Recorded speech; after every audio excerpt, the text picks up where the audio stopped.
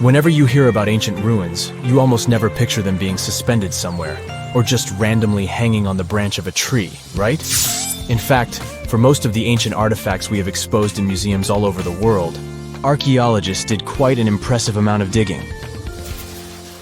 You see, buildings have this funny way of fading away over time if not properly taken care of. Sometimes we need to reuse some building materials, so an older construction may be sacrificed in the process. Other times houses are abandoned, and once they are exposed to the elements on the surface, like rain or sunlight, they don't really stand a chance. Some just simply crumble away due to good old erosion. So the only way a piece of architecture can survive the test of time is if it's somehow gotten buried deep down. Now, how did they end up buried in the first place? Well, it's quite the comedy of errors. Ancient cities had a habit of gradually raising their ground level like a kid adding toppings to their ice cream sundae. You see, these settlements were always busy collecting food and building materials to keep up with their ever-growing population. But hey, who has time to deal with waste and rubbish? It wasn't exactly high on their to-do list back in the day. So when it came to building new houses, ancient civilizations found it much easier to save their sweat and tears by piling up the rubble and constructing right on top. But that's not all. Rivers would also occasionally flood and deposit a layer of sediment on the city floors, further encapsulating those ancient constructions. And in those dry regions like the desert, where the wind likes to show off its sand and dust dance moves, you can bet it was a constant struggle to keep the establishments clean. One hilarious example is the Sphinx, which had its head buried in sand until a group of archaeologists unearthed it in 1817. Some ancient towns eventually got covered up because they were completely abandoned. With less human activity to control their expansion, plant seeds couldn't resist the opportunity and sprouted all over the place. They gobbled up carbon dioxide from the air and grew, adding more and more bulk to the ground. Those cheeky roots even decided to stabilize the soil made from decaying plant matter, creating layers upon layers of earthy goodness. It's like the ultimate DIY project Mother Nature embarked on, with plants as her loyal helpers. The act of digging into the secrets of ancient civilizations is not just about unearthing a lost world. It's also an epic quest to reveal the hidden treasures beneath layers of history. But how do archaeologists know where to dig in the first place? If everything is covered in layers upon layers of sediments, debris, and plant roots, they must have some sort of system they rely on before embarking on a new project, right? For starters, they're not always the ones suggesting an archaeological dig in a certain location. Let me explain. Let's say you're a contractor and you want to build a new fancy apartment complex in your city. Some local legislations have certain requirements before your project can start, though. For instance, before anyone starts building on a piece of land, they might need to bring in specialists to check the soil. These clever folks can be archaeologists, geologists, or paleontologists, and they need to keep an eye on things during development. If any artifacts or ecofacts, fancy word for organic remnants, are discovered, these experts swoop in to excavate and study them. But what about sites that have nothing to do with bulldozers and yellow hats? Archaeologists have more than one trick up their sleeves when it comes to locating ancient hotspots. They dive deep into historic records with a healthy dose of detective work. By sniffing out old documents and maps, they can piece together the puzzle of human activity in a specific area. If a site has been visited before, it's even better. Finding records of past excavations or historical accounts can give archaeologists lots of information on where to continue their treasure hunt. Before archaeologists start swinging their shovels, they engage in a bit of a visual scan mission. Armed with a grid system, they'll stroll around the site, keeping their eyes peeled for any artifacts that might be hiding just beneath the Earth's upper layer. From groundstone tools to historic glass and even ancient garbage dumps, yes, they're also valuable. These keen-eyed explorers can spot signs of human activity faster than most people. If they stumble upon midden soil, fancy term for a garbage dump, they know for sure that humans once called this place home. Archaeologists don't just rely on their trusty shovels, though. They have an arsenal of gadgets to aid in their search for hidden wonders. Geophysical tools are like their secret weapons. Take the resistivity meter, for example. This clever contraption measures the electrical component of the soil and any buried features or artifacts. A buried wall, for instance, will create a different resistivity reading than the surrounding soil. Magnetometers and ground-penetrating radar work in similar ways, showcasing potential hints of ancient treasures in the soil. And who could forget our trusty old friend, the GPS? It helps archaeologists map out precise locations, like a high-tech treasure map, leading them straight to their pot of gold. Care to virtually visit some of the most important archaeological sites in the world? Well, follow me. In the United Kingdom, for instance, you'll find this interesting place called Stonehenge. It's one of many henges scattered around, but this one really takes the cake. Picture this: massive ancient stones standing tall and proud, arranged in a funky outer ring and an inner horseshoe, with some smaller stones thrown in for good measure. And guess what? These amazing stones have been around for over 5,000 years. Talk about a serious case of rock-solid longevity. Now, here's where it gets interesting. According to local folklore, the legendary wizard Merlin whipped out his magic wand and poof! He teleported these massive stones all the way from Ireland. Apparently, some giants had assembled them there, but Merlin decided they would look much better at their new location. Others think it's just the ruined remains of an old Roman spiritual edifice. These amazing structures were built by our Bronze Age ancestors. With their simple tools and limited tech, they managed to create this monumental masterpiece. Impressive, right? Unfortunately, there's still so much we don't know about this area. Stonehenge's initial purpose remains a mystery to this day. Sure, there are lots of theories, but scientists have yet to agree on the subject. However, we do know that it's perfectly aligned to catch the sunrise during the summer and winter solstices. The ancient city of Pompeii is an equally amazing archaeological site. Picture this: Mount Vesuvius, a notorious troublemaker, decided to throw a volcanic tantrum and completely covered this ancient Roman city. It turned it into a time capsule, located outside present-day Naples in Italy. Fast forward to the year 1748, when a bunch of adventurous explorers stumbled upon Pompeii. Lo and behold, they discovered a treasure trove of well-preserved goodies: streets, houses, food. Probably a bit stale by then.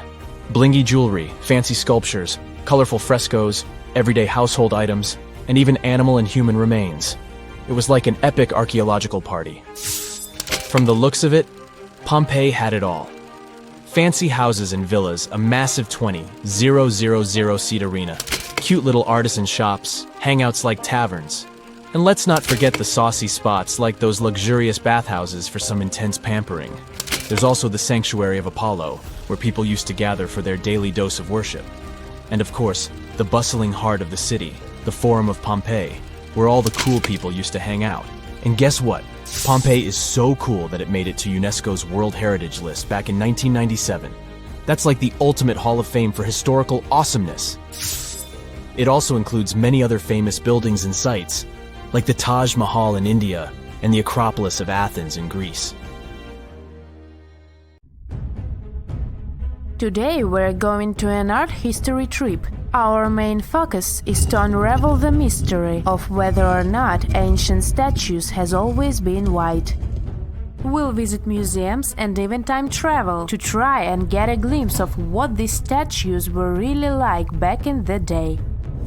To kick off our tour, we land in New York. We climb the famous steps of the Met, the Metropolitan Museum of Art, and walk inside this enormous museum. You walk down the aisle and get to the room where one of the world's biggest collections of ancient Greek and Roman statues is held. Admiring the large array of statues, one thing seems evident. They are mainly white. It makes sense since their primary material is white marble. For centuries, historians, archaeologists, and researchers in general have always taken this fact for granted. Weren't these statues always white? Until recent decades, this wasn't something that people discussed. But in the 1980s, researchers unearthed an ancient Greek statue that was clearly pigmented. This new discovery made them wonder, were all ancient statues painted? Let's take a close look at this work of art. This 3rd century before the Common Era Greek statue was discovered to be almost entirely painted, still in its original form. You don't have to look too hard to notice that the statue still carries some of these original pink colors, with some shades of blue and red paint as well. The thing is, this statue is not an exception, it's the norm. As it turns out, ancient civilizations did paint their sculptures with bright and vivid colors, but somewhere along our historic timeline, this information got lost. According to researchers, pigment in sculptures was a way of bringing their representations closer to real life. We live in bright colors, so art might as well reflect that, right? Right! So let's take a few steps back to understand what happened. So why are our museum's galleries filled with white statues as far as the eye could see? You might have heard of Michelangelo. It's a famous Italian sculptor who carved the iconic David and painted the ceiling of the Sistine Chapel. Michelangelo was one of the most emblematic painters of the Renaissance. The Renaissance was a historical period when European artists, philosophers, and scientists developed a renewed interest in the creations of ancient Greece and Rome. Artists like Michelangelo studied a series of Roman sculptures, like this one, the Laocoon and his sons. They fell in love with their lifelike figures and pristine white marble. The one thing they didn't know, and didn't have the technology to know, was if the colored pigments from those sculptures had faded. After all, they were found after years of being buried or left in the open air. It's speculated that this statue, the Laocoon, had colored snakes and mantles, for example. When the Renaissance artists set out to pay homage to ancient artists, they left their masterpieces bare too. They carved directly onto the marble and left them white, without pigmentation. Probably because that's the way they thought things were done in the old days. The works of Michelangelo and his peers influenced a whole generation of sculptors after that. So this way of doing art traveled to modern times without much questioning. However, evidence of color pigments in ancient statues is abundant. Some researchers show that scholars have known for at least a century that ancient sculptures weren't originally all white. Other studies suggest that this discovery might have happened even earlier. In early 1980s, archaeologist Vincent Brinkmann made a huge discovery. During his time as a student at the Ludwig Maximilian University in Munich, he developed a technology that was able to detect polychromy in ancient samples of Greek statues. Polychromy is an art of painting in several colors. Anyways, he was taken aback by his discovery and confused as to why and how other researchers and archaeologists weren't talking about this. As it happens, the first discovery that ancient statues weren't all that white happened a long time ago, way before Vincent was born. It happened during the unearthing of Pompeii back in the 1700s. As you may know, the city of Pompeii in southern Italy was completely covered with lava after the sudden eruption of Mount Vesuvius. The city was destroyed, but the clouds of ashes that arose from the lava managed to preserve a lot of the city structure through time. Thankfully for art historians and archaeologists, Pompeii became a digging ground for understanding ancient Rome. Researchers found several conserved frescoes that depicted scenes of daily Roman life. In one of these paintings, an artist is seen painting a sculpture. This fact was recorded by a very famous art historian known as Johann Joachim Winckelmann. He is also considered the father of art history. Now let's take a closer look at another famous statue. To see this one in person, you'll have to fly all the way to Rome and visit the Vatican museums. The statue you're looking at is a classic representation of Caesar Augustus. In case you didn't know, he was the founder of the Roman Empire and the first emperor of Rome. He is important. The sculpture you're seeing is called the Augustus of Prima Porta. You may have seen this before, probably in a history textbook. The thing is, it's always depicted in its white marble form. But according to an archaeological finding from the 1860s, the original statue was way much more colorful than that. According to archaeologists, the statue of Augustus de Prima Porta has a crimson tunic, yellow armor, and a purple mantle. It's important to keep in mind that colors weren't made artificially as they are today. Artists could only produce color from natural resources, so purple, for example, was an extremely difficult color to make. Back in the day, they derived purple from the mucus of a rare species of snail, meaning that anyone who used the color purple to pigment their art and clothes was powerful and wealthy. Well, this looked like enough proof for me that ancient statues weren't always white. But as we can judge by the look of our modern museums, there didn't seem to exist enough interest in the art community to further explore polychromy on the ancient statues. But remember that archaeologist we talked about, Brinkman? Well, he has been collecting data on polychromy since the 1980s. At a certain point, he even began making colored replicas of such statues. The technology used is far from simple. To reconstitute these ancient works of art, Brinkman makes a 3D plaster copy of them. Then he paints them by hand with the help of his wife. To find out which color were used in the original sculptures, Brinkman uses UV light. Certain pigments glow under UV light, exposing traces that would otherwise be invisible. Take this colorful archer as an example. Look at these colors. This piece is the reconstruction of a marble archer in the costume of a horseman. To accurately depict the archer, restorers had to research a lot about the history of the region where the art piece was originally found, since colors have a cultural meaning. That, together with UV technology, allowed for the reconstruction you can now see. It seems very far from the idea we have of what the Greeks would make, but this is supposed to look exactly like the original one. According to Brinkman, we shouldn't be so surprised that ancient Western civilizations used bright colors to depict their realities. After all, the Romans and Greeks were heavily inspired by the works of art of Egyptian civilization, Old Mesopotamia, and Asia. For example, if you look at the famous Egyptian Sphinx, you might be led to believe that it always looked that way, but that wasn't at all the case. Modern studies and virtual reconstructions of the monument show us that the monument was very colorful. The body of the statue is believed to have been painted terracotta, while the regal headdress that circles the head is meant to have been golden blue.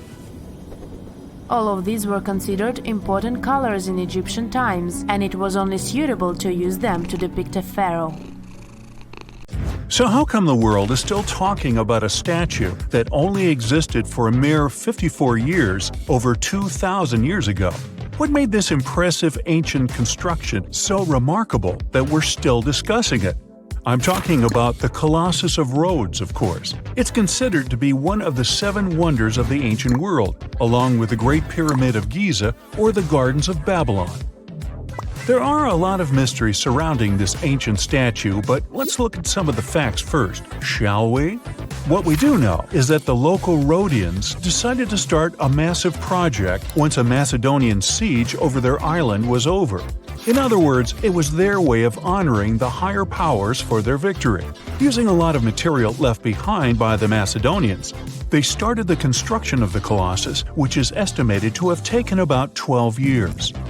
Most contemporary descriptions of the sculpture agree that it stood about 105 feet tall. Now, just to compare, that's about the size of the Statue of Liberty today, which is 151 feet tall. It may not seem like a lot. I mean, Lady Liberty is currently ranked as the 52nd tallest statue in the world. The champion here would be the Statue of Unity in India, standing proud at an astonishing 597 feet. But for ancient times, that was quite an accomplishment. But is the similar height the only connection between the Colossus of Rhodes and the Statue of Liberty? Not really. We do know that they both also refer to Lady Liberty as the modern Colossus, since both statues were constructed as a symbol of liberation. There's even a plaque placed inside the pedestal of the New York statue, inscribed with the first verse of the sonnet, "The New Colossus," not like the brazen giant of Greek fame. To build this massive Colossus statue, they sure needed a lot of bronze. Some ancient records even recount that the construction required 27,000 to 29,000 pounds of bronze. Even for modern times, this is a lot, but back then, they even called it an operation that involved the bronze industry of the entire world. The man tasked with bringing the statue to life was Charles of Lindos, a local Greek sculptor. The whole construction took place from 294 to 282 BCE, but unfortunately, Charles never got to see the end result. We don't know for sure why that happened, but some records claim constructing the Colossus of Rhodes may have led him to complete bankruptcy, since he failed to accurately estimate the cost for the massive statue. Anyway, we still don't know for sure how it was possible to build a statue this big back in those days. They had none of the equipment we have today, like excavators or elevators. Some old records said that they had to invent a completely new, custom method to build it. It all happened on the location, put together piece by piece. They supposedly split the statue into many different sections, and the first one to be constructed was the feet. Once each section was done, huge mounds of earth were placed around it, so they could continue working on the next section above. However, these records were made more than 100 years after the Colossus was finished, so there's little we can say about the accuracy of this information. In all those 12 years, the local Greeks worked around the clock to build the Colossus of Rhodes. They started with a white marble base that they placed at the statue's feet. They then continued with some sort of an iron skeleton, to which they attached the bronze plates. Why did they choose bronze, though? Well, that was more for practical reasons, since bronze is stronger than iron and it can also sustain extreme weather conditions. More so, if you think about it, the statue was located pretty close to the sea, so the air surrounding it would have been pretty salty. That's why they needed to make it out of quite sturdy material. And what about the location? Well, that's something that has been up for debate for a long time. Researchers initially believed that the statue stood with each leg on either side of the Mandrake Harbor, one of many in the city of Rhodes, basically straddling its entrance. As imposing as that may sound, it was likely not the case. First of all, that would have meant the harbor would have to have been closed for the whole duration of the construction, which doesn't seem to match all the other records. More so, after the statue had fallen, it would have probably blocked the entirety of the harbor, which again doesn't seem to be mentioned anywhere. Most recent depictions say that it most likely stood either on the eastern side of the Mandrake Harbor or maybe even further inland. So, what happened to this impressive structure? Is there really nothing left of it to this day? And why did it survive for only 54 years, since it took so long to build and it was so important for locals? Well, as admired and valued as it was to the Greeks, an earthquake took the Colossus of Rhodes away from them. The story goes that because of the movement of the earth beneath it, the statue snapped at its knees and was completely laid on the ground. Nonetheless, the statue still continued to be admired for centuries. The Rhodians refused to rebuild it as they considered it a sign and did not dare intervene with destiny. By the middle of the 7th century, they had taken away what was left of the statue completely. Legend says it took about 900 camels to carry all the bronze away from the location. And what about the looks of the statue? This is also one aspect that is still shrouded in mystery. Even though it was a symbol of the locals' pride in maintaining their independence, they did not use the depiction of the statue for any of the coins they made, even though that was kind of customary. Other art historians do think, however, that the Colossus was similar to other depictions of the same mythological creature, a male figure that had rays of light rising from its head. The position of its hands is also still up for debate. Some say it might have even been holding a torch. We don't know if his hands were pointed straight down or whether the right arm was raised, like in similar representations in Greek mythology. The original might not be here for us to admire anymore, but there are some plans out there to rebuild it. A group of European architects intends to build a 21st century version of the ancient statue. This new construction is planned to stretch 500 feet tall. It should serve as a cultural center combined with a lighthouse. To make sure it won't have the same destiny as its ancient ancestor, These designers intend to use a lot of technology available today. Firstly, they plan to cover the whole exterior of the modern Colossus with solar panels so that the enormous building has enough electricity. They also intend to use modern resources to make sure earthquakes and wind forces won't affect the massive structure yet again. To do that, they plan to build the statue as a tripod structure, made from its two legs and a third pillar of support, constructed from the sash draped over the statue's arm and touching the ground. They also plan to place heavy steel support around the base for counterbalance. They even thought of a suspension system that would permit the statue to rock back and forth, making it a bit more flexible and able to resist all the various weather conditions. The manufacturer's suggested retail price on this project is quite high though, estimated at around $283 million. Supporters of the modern Colossus are optimistic as they are certain they can raise that impressive amount of cash through crowdfunding and private investments. Tourists visit them daily, scrambling for the perfect selfie with some of the world's best-known attractions. But I'm sure you're unaware of these little secrets some of these places are hiding. I promise that today you will look at these world-famous monuments in a new way. Did you know that the Statue of Liberty has a second name? The Liberty Enlightening the World. And what's hidden in a box under the statue, right here? This massive structure stands watch over the entrance to New York Harbor, welcoming travelers from around the world. And there's a lot about this beautiful lady that may surprise you. Designed by sculptor Frédéric Bartholdi, France gifted it to the United States in 1884. That's a pretty nice present, but there was a catch. Already built and much too big to move, it was dismantled entirely, packed into 200 crates, and shipped across the ocean. Then, workers put it back together in New York like a giant 3D puzzle. And though many assume the statue is made of stone, it is not. The outside is actually thin sheets of metal. Originally, Bartholdi wanted these sheets to be made of pure gold, creating a truly impressive sight. But at 305 feet tall, the expense was too great. He opted for copper, a cheaper material instead. The one drawback: copper turns green over time. When the metal comes in contact with oxygen, it results in a chemical reaction called oxidation.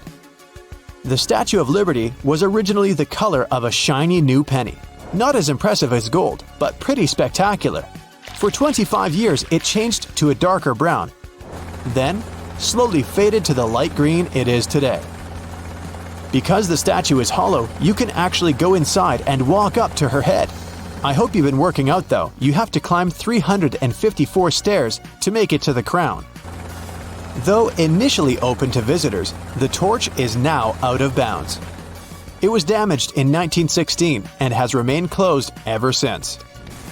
Maybe avoid visiting when the weather is bad. In heavy winds, the Statue of Liberty sways up to 3 inches, while the torch can move as much as 5 inches. I would turn as green as the statue itself. Oh, and it's hit by nearly 600 bolts of lightning every year. Shocking, I know. There's also a secret box tucked away beneath the statue. It contains a copy of the US Constitution, 20 bronze medals, and a portrait of the statue's designer. Another well-known monument takes us over the Atlantic Ocean to Paris, France. It's the Eiffel Tower. And though appreciated now, did you know it was once so disliked it almost never got built? Or that the engineer added a special floor just for himself when the tower went up? Engineer Gustave Eiffel built it for the 1889 World's Fair. At 1,083 feet tall, it's the same height as an 81-story building. Once finished, it was the tallest human-made structure in the world and remained the tallest for 41 years until the construction of the Chrysler Building in New York City. Before being built, the public received a sneak peek of the designs. People were not impressed. They called it everything from a truly tragic street lamp to a belfry skeleton, and residents, along with the Champ de Mars where the tower was going to be built, actually went to court to block its construction. But authorities sided with Eiffel, and the tower was finally built. Gustav asked the designer of the tower, Maurice Koechlin, to include an apartment at the very top for his private use. It offered a 360-degree view of Paris and had a living room, big enough for a table, a couch, and a piano, a kitchen, a bathroom, and a bedroom. Talk about a luxury penthouse in the sky. Let's take a quick hop over to London next to check out the Big Ben. But which part of the structure does the name actually refer to? You might be surprised. Big Ben is actually the name of the bell, not the tower. That's right. You're more likely to hear Big Ben than see it. It's located in the Clock Tower, which was renamed Elizabeth Tower in 2012. And the only visitors allowed to enter Elizabeth Tower and see Big Ben are residents of the United Kingdom. Everyone else can only admire it from afar. Pity. The bell weighs 16 tons, the same as 4.5 hippos, and is 7 feet tall. Not far from here is the impressive London Eye, Europe's biggest wheel at 443 feet tall. Less than 30 years old, it still has its secrets. In this case, they involve the number 13, a little romance, and tortoises. There are 32 climate-controlled observation capsules on the giant wheel, but they numbered them from 1 to 33. What? The reason is simple. Designers skipped the number 13 because of its association with bad luck. Next time you take an elevator, you'll notice there's no 13th floor in most buildings for the same superstitious reason. The 32 capsules represent the 32 boroughs, or areas of London. And it is a top-rated tourist destination, receiving more visitors than the Taj Mahal or Stonehenge. And who knew a giant wheel could be romantic? At least 5,000 marriage proposals and over 500 weddings have taken place here. Not a fan of scary rides?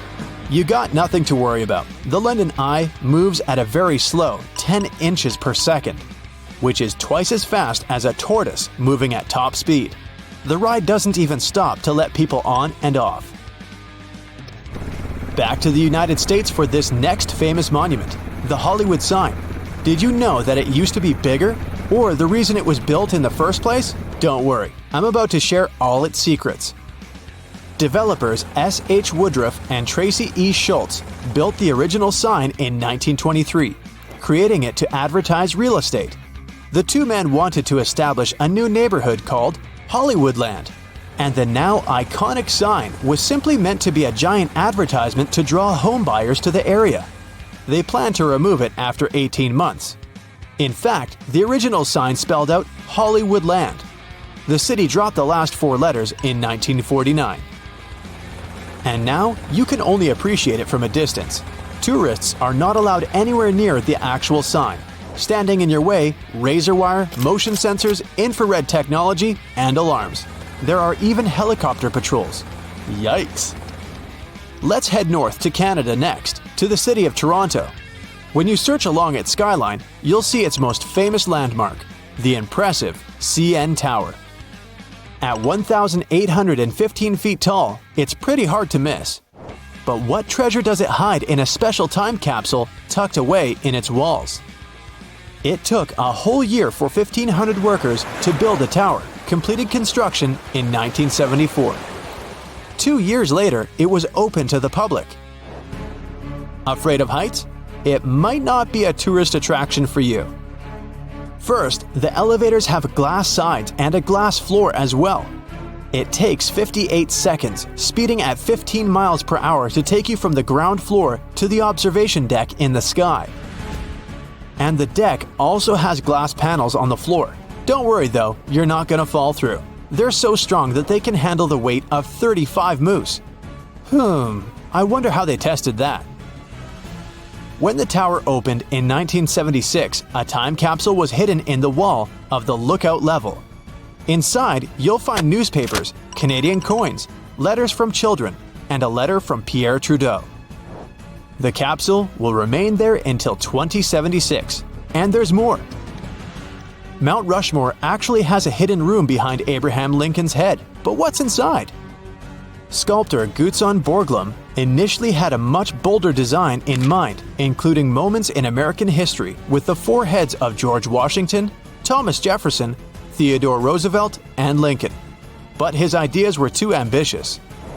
Instead, he was given permission to create a Hall of Records, a secret chamber that would highlight the history of the United States and any important documents. And finally, what's the secret color-changing magic of the Taj Mahal in India? And the reason is surprisingly simple. The large building can be found in the city of Agra in the northern part of the country.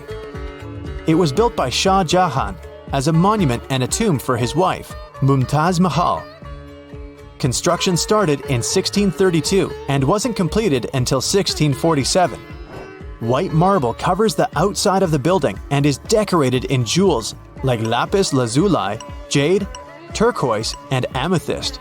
These are placed to create geometric and floral patterns.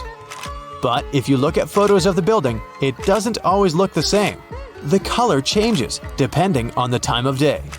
It has a lot to do with how the sun reflects off the marble. It may seem pinker at dawn, pure white at noon, and an orange bronze at sunset. Some evenings it may even look translucent blue. A second building was planned, designed by the Shah himself. It was a dark reflection of the original. Instead of white, the plan called for black marble. They never completed it. It's incredible how even more impressive these already cool monuments seem when you know a few of their secrets. The Statue of Liberty wasn't always the iconic green color that we know today.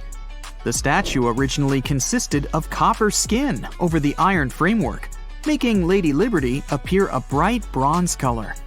Over the years, the copper began to oxidize, forming a protective layer called patina and creating a bright green hue. It took 30 years for Lady Liberty to turn fully green. If the statue's sculptor Bartholdi had it his way, Lady Liberty would never have been green, or even copper for that matter. The architect originally intended for the statue to be a lighthouse. In order for the lighthouse to be visible at night, Bartholdi planned to wrap the entire sculpture in gold leaf so that it would glow under the moonlight. This idea was rejected because it would have been far too expensive. New York isn't the only city to have its own Lady Liberty. You can find a much smaller version of the sculpture within the entrance hall to this famous museum in Paris. This mini Lady Liberty was crafted by Bartholdi shortly after the original statue was erected for the 1900 Paris Exposition, a world fair held in France to celebrate the achievements of the previous century. There's gold in the metal the torch is made of, but if you look closely at it, you can see that it's not the original torch that was brought here from France. About 100 years after the statue was installed, in 1986, frequent rains and leaking water damaged the torch, and it had to be replaced.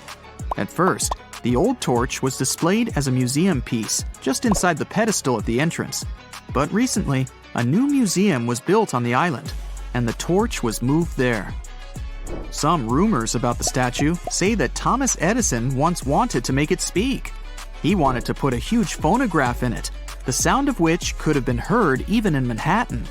Good thing this never became reality. It would have been unbearably noisy on the island, and it would have sounded creepy. Lady Liberty arrived from France on June 17, 1885, in over 300 copper pieces in 214 crates on the French ship Isère. It got into a terrible storm and nearly sank. The statue could have been moved to Baltimore, Boston, San Francisco, or Philadelphia. When New York didn't have enough money to pay for the pedestal, these cities were willing to pay for the whole construction, on condition of its relocation. In 1983, David Copperfield made the statue disappear in front of a crowd. They were sitting on a platform, and the illusionist opened the curtain and showed them a big empty nothing in Lady Liberty's place. In reality, the platform was slowly moving until it reached an angle from which the statue couldn't be seen behind one of the towers on the platform. It's believed that Charlotte, the mother of Frederick Bartholdi, who was the statue's sculptor, became the model for its face. In 1876, one French senator met her at the opera. He was shocked to see a live version of the statue. Some people think that Lady Liberty has a male face. According to them, it doesn't look much like Bartholdi's mother, but is a copy of his brother. Frederick knew his face in every detail because he spent hours watching his brother at the hospital. In the summer, the crown of the statue becomes a temporary home for peregrine falcons. In the winter, owls are often seen there. Many other bird species migrate through Liberty State Park in the spring and fall months, including rare ones. The last official residents of Liberty Island were the family of the superintendent of the Statue of Liberty. They had free housing at Liberty Island until their home was damaged in a 2012 hurricane. At 305 feet tall, when the Statue of Liberty was first built, it was the tallest iron structure in the world. Of course, that has now been far surpassed. The tallest building in the world, Dubai's Burj Khalifa, has a staggering height of over 2,700 feet. That's almost 9 times taller than the Statue of Liberty. The famous sculpture is weatherproof. Lady Liberty is struck by around 600 bolts of lightning every year since she was built. Some photographers have been lucky enough to catch these moments. She's also survived hurricanes, ocean changes, and countless storms. The Statue of Liberty was designed to sway in the wind. During heavy winds, Lady Liberty can sway up to 3 inches in any direction, and its torch can sway 5. The weight of the statue can be compared to the weight of an empty Boeing 737. But this is only the outer skin of Lady Liberty. The metal construction inside, that is, stairs, pylons, and supports, weigh another 125 tons. It's like a small train locomotive. And the concrete base underneath weighs an impressive 27,000 tons. That's like a fleet of 11,000 heavy SUVs, or 180 of the largest blue whales. It took the workers 4 months to fully assemble the statue on the finished pedestal. The statue is connected to the pedestal, so it can't be lifted separately. And the entire metal structure inside can be seen through the glass ceiling of the pedestal. Although interior work was still in progress, you could already see the statue in all its beauty. There's a star-shaped base on the ground. It's the remains of the former Fort Wood on the island. Next comes the granite pedestal, which has its own observation deck, and the statue itself. Visiting Lady Liberty is a good workout.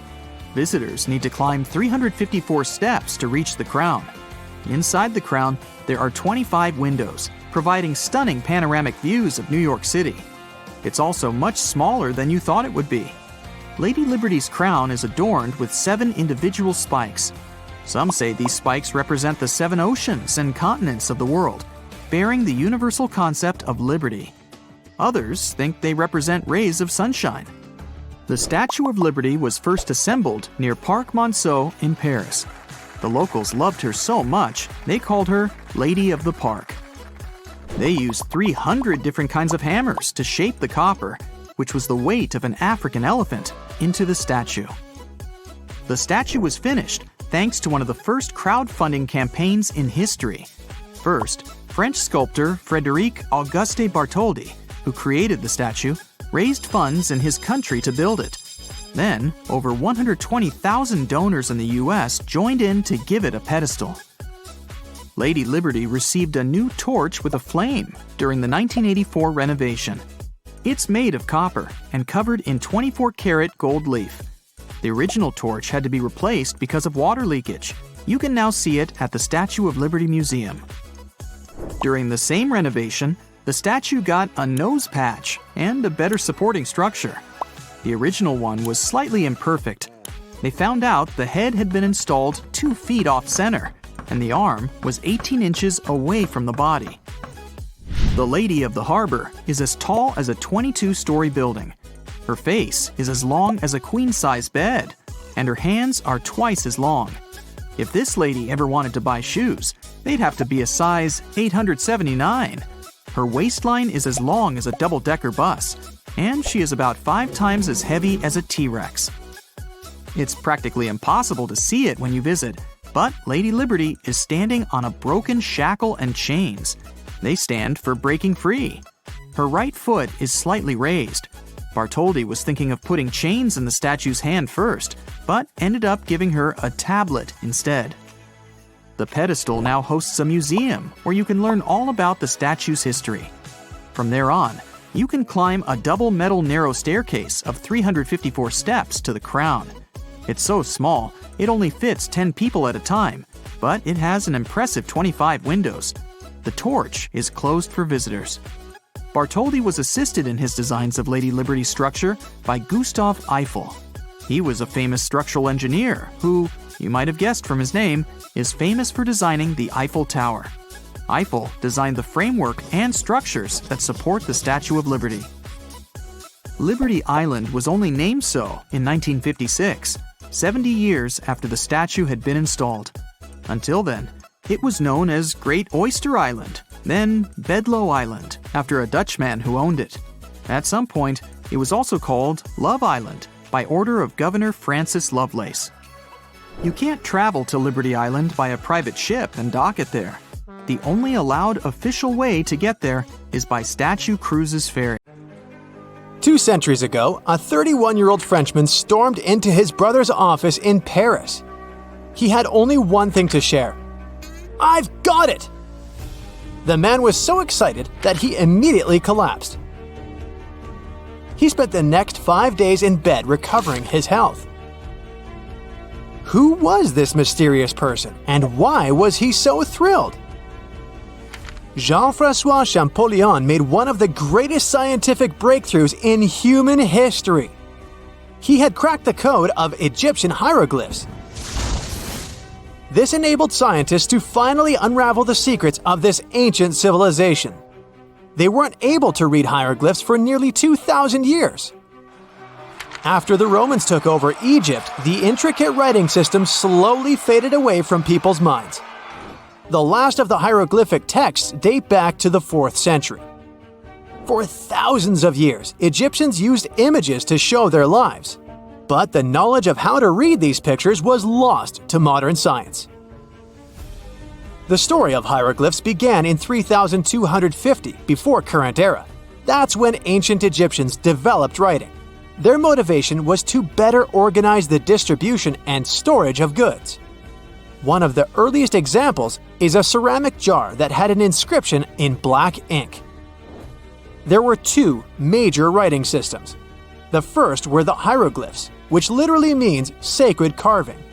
Egyptians carved hieroglyphs in stone on temples, tombs, and similar monuments for 3,000 years. They present a system of pictorial texts. A pictograph is a picture or a drawing that stands for an idea of a word. It's a precursor to the true writing as we have it today.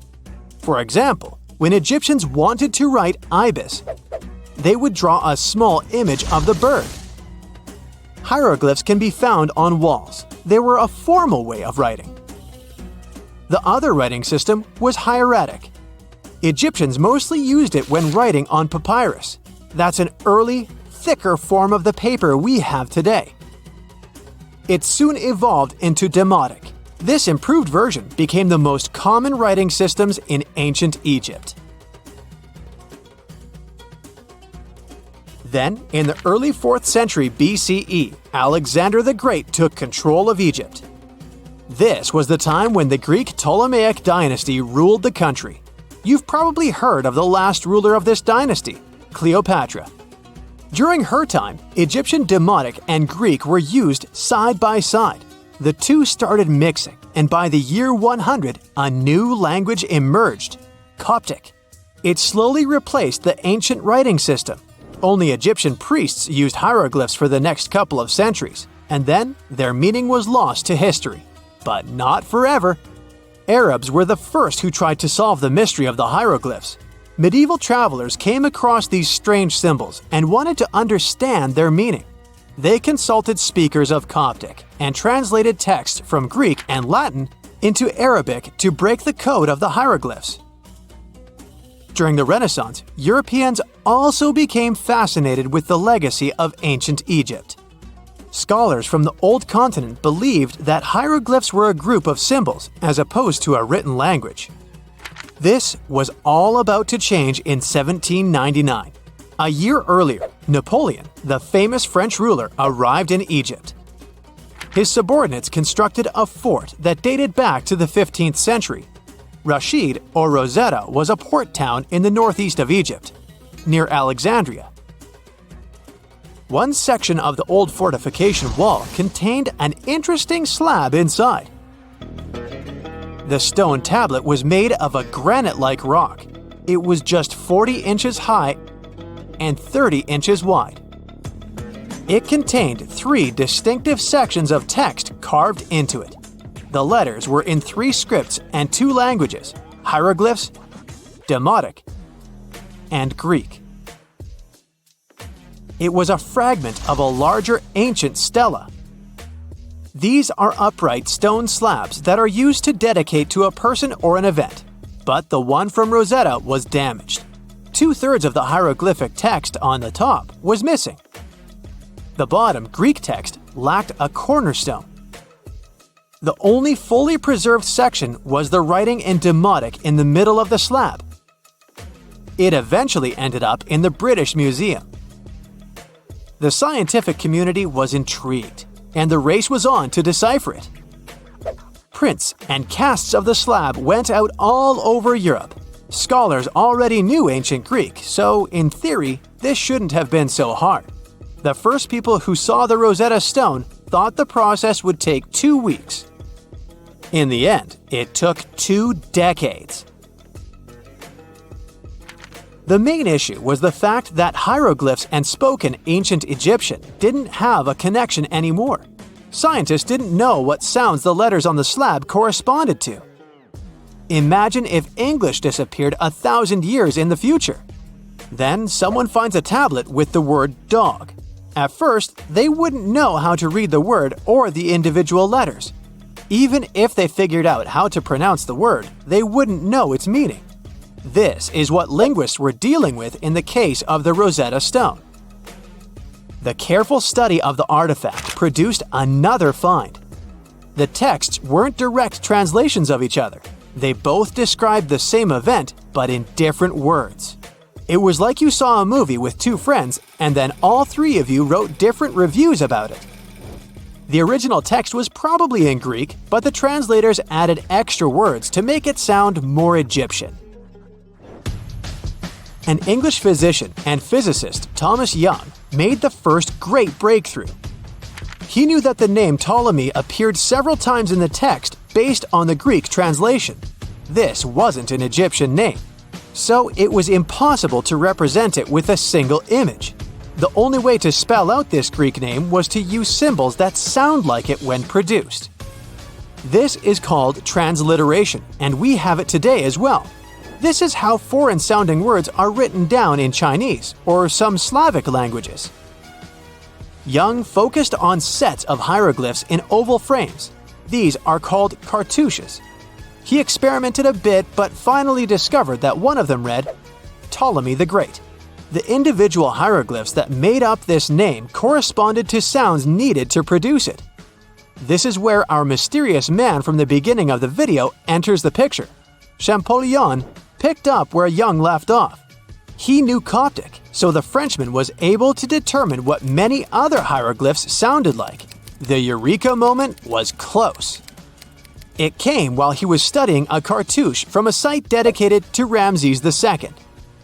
It had 4 symbols. The last 2 were the same. He determined this was the sound S. The first symbol was the sun. This is Ra or Re in Coptic.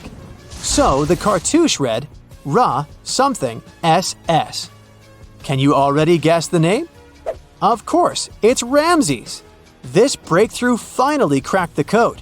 Ancient Egyptian wasn't a mishmash of cool-looking images. It was a phonetic language that Jean-François Champollion discovered in September of 1822.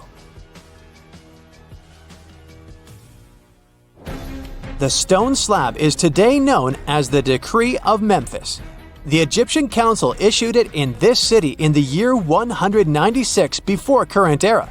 In it, they expressed their loyalty to the pharaoh. They erected identical stelae in temples all across Egypt. The Rosetta Stone was just one copy of them, but its content is less important than the fact that Champollion's translation gave these ancient peoples their voice again. During the 1800s, European scholars didn't think that the Egyptian civilization was much older than classical Greek or Roman. Now that scientists could read hieroglyphs, a whole new chapter of human history opened. One of the most famous finds in the history of archaeology happened in 1922. That's when the British archaeologist Howard Carter discovered the tomb of Pharaoh Tutankhamun in Egypt's Valley of the Kings. The whole world admired King Tut's golden mask. But without Champollion's pioneering work, it would be impossible to know who its owner was. The young pharaoh's cartouche is phonetic.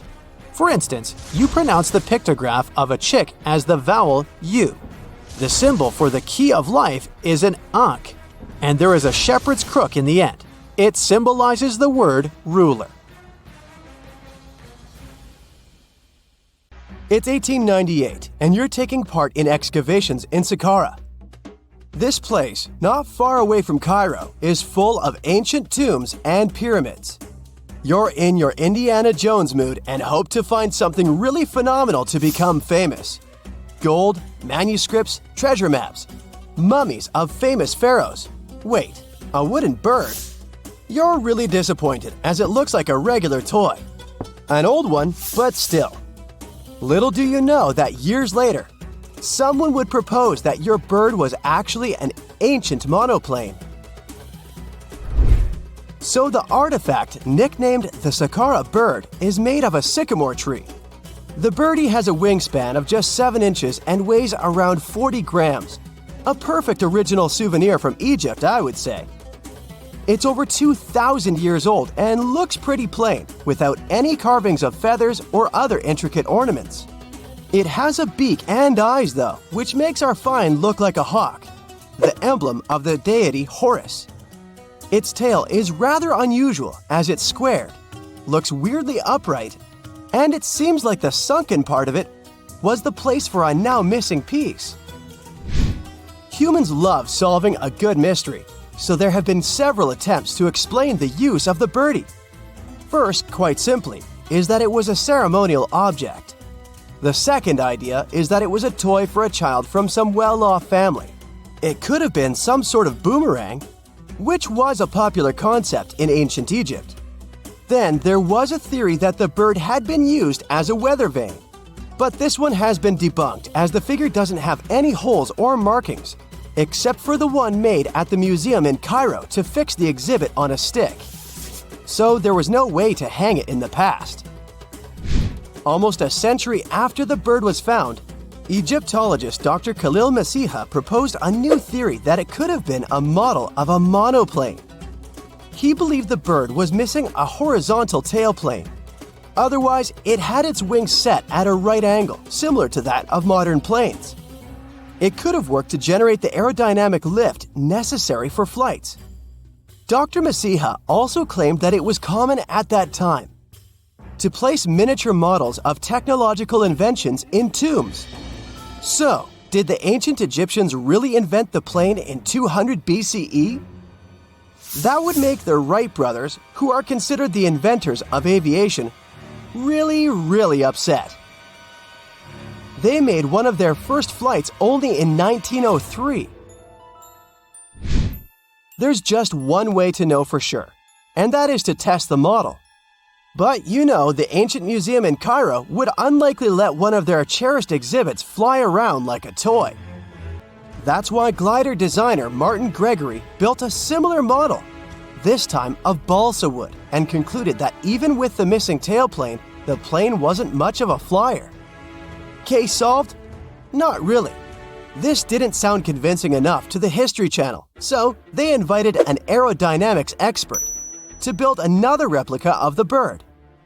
He tested it in weather conditions similar to those in Egypt and was impressed with the little plane's abilities. So, if they did invent the prototype of a plane back in the times of pharaohs, it would be a good example of an oopart. That's an out-of-place artifact, an object that's way ahead of its time in terms of technology or history. And the Saqqara bird isn't the only example of such a revolutionary concept. In 1901, a group of divers retrieved the Antikythera mechanism from an underwater shipwreck near the Greek island of Antikythera. It's been dubbed the world's first analog computer, and it's currently dated around 100 BCE. The bronze mechanism could tell the position of the sun, moon, planets, and stars, as well as the lunar phase, the dates of upcoming solar eclipses, and even the speed at which the moon moves through the sky. No one's sure who used it and how or where it was made. But it's obvious that it's extremely precise and way too advanced for its time. The first flushing toilets in the world were invented in the middle of the 20th century. Just kidding.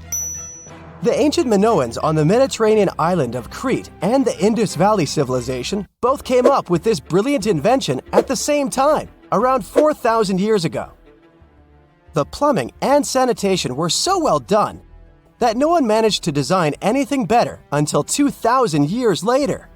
One ancient Minoan lavatory was discovered at the Palace of Colossus. It looks like it had a wooden seat set over a tunnel that directed water from a rooftop reservoir to an underground sewer. Other varieties got water from jugs. Only the super rich people could afford all this glory. So if you wanted to shop for real estate back then, the flushing toilet would be a telltale sign you were in the rich neighborhood. Automated doors became a cool, seemingly new invention back in 1931. But the technology behind them is actually much older. Think the 1st century CE old. Mathematician and engineer Heron of Alexandria came up with a hydraulic system to open and close temple doors. To bring it into action, you need to light a fire to produce heat. There was a brass pot under the fire, half filled with water. The inventor connected the brass pot to containers that acted as weights. When the fire was burning, the water moved into the containers. They went down and pulled the ropes. It was nothing like a supermarket door that opens in front of you before you even have time to think. Heron's door took hours to open, and there was no way to stop the process. That's why they only opened the doors once a day before people entered the temple, to add some mysticism at the temple during ceremonies. Spooky. Looks like the first ever battery was invented in Baghdad around 2,000 years ago. A German archaeologist found this oval-shaped clay jar in 1938. Scientists are still not sure what purpose it served and who exactly invented it. There is a theory that it was used for electroplating objects with precious metals. When they filled it with a weak acid like vinegar, the battery produced around 1 volt of electricity. Another theory says it was a vessel for sacred scrolls. Would you like to buy contact lenses designed by Leonardo da Vinci himself? In 1508, he invented a glass lens with a funnel on one side. You were supposed to wear it with water inside to improve your vision. Sounds a bit uncomfortable, doesn't it?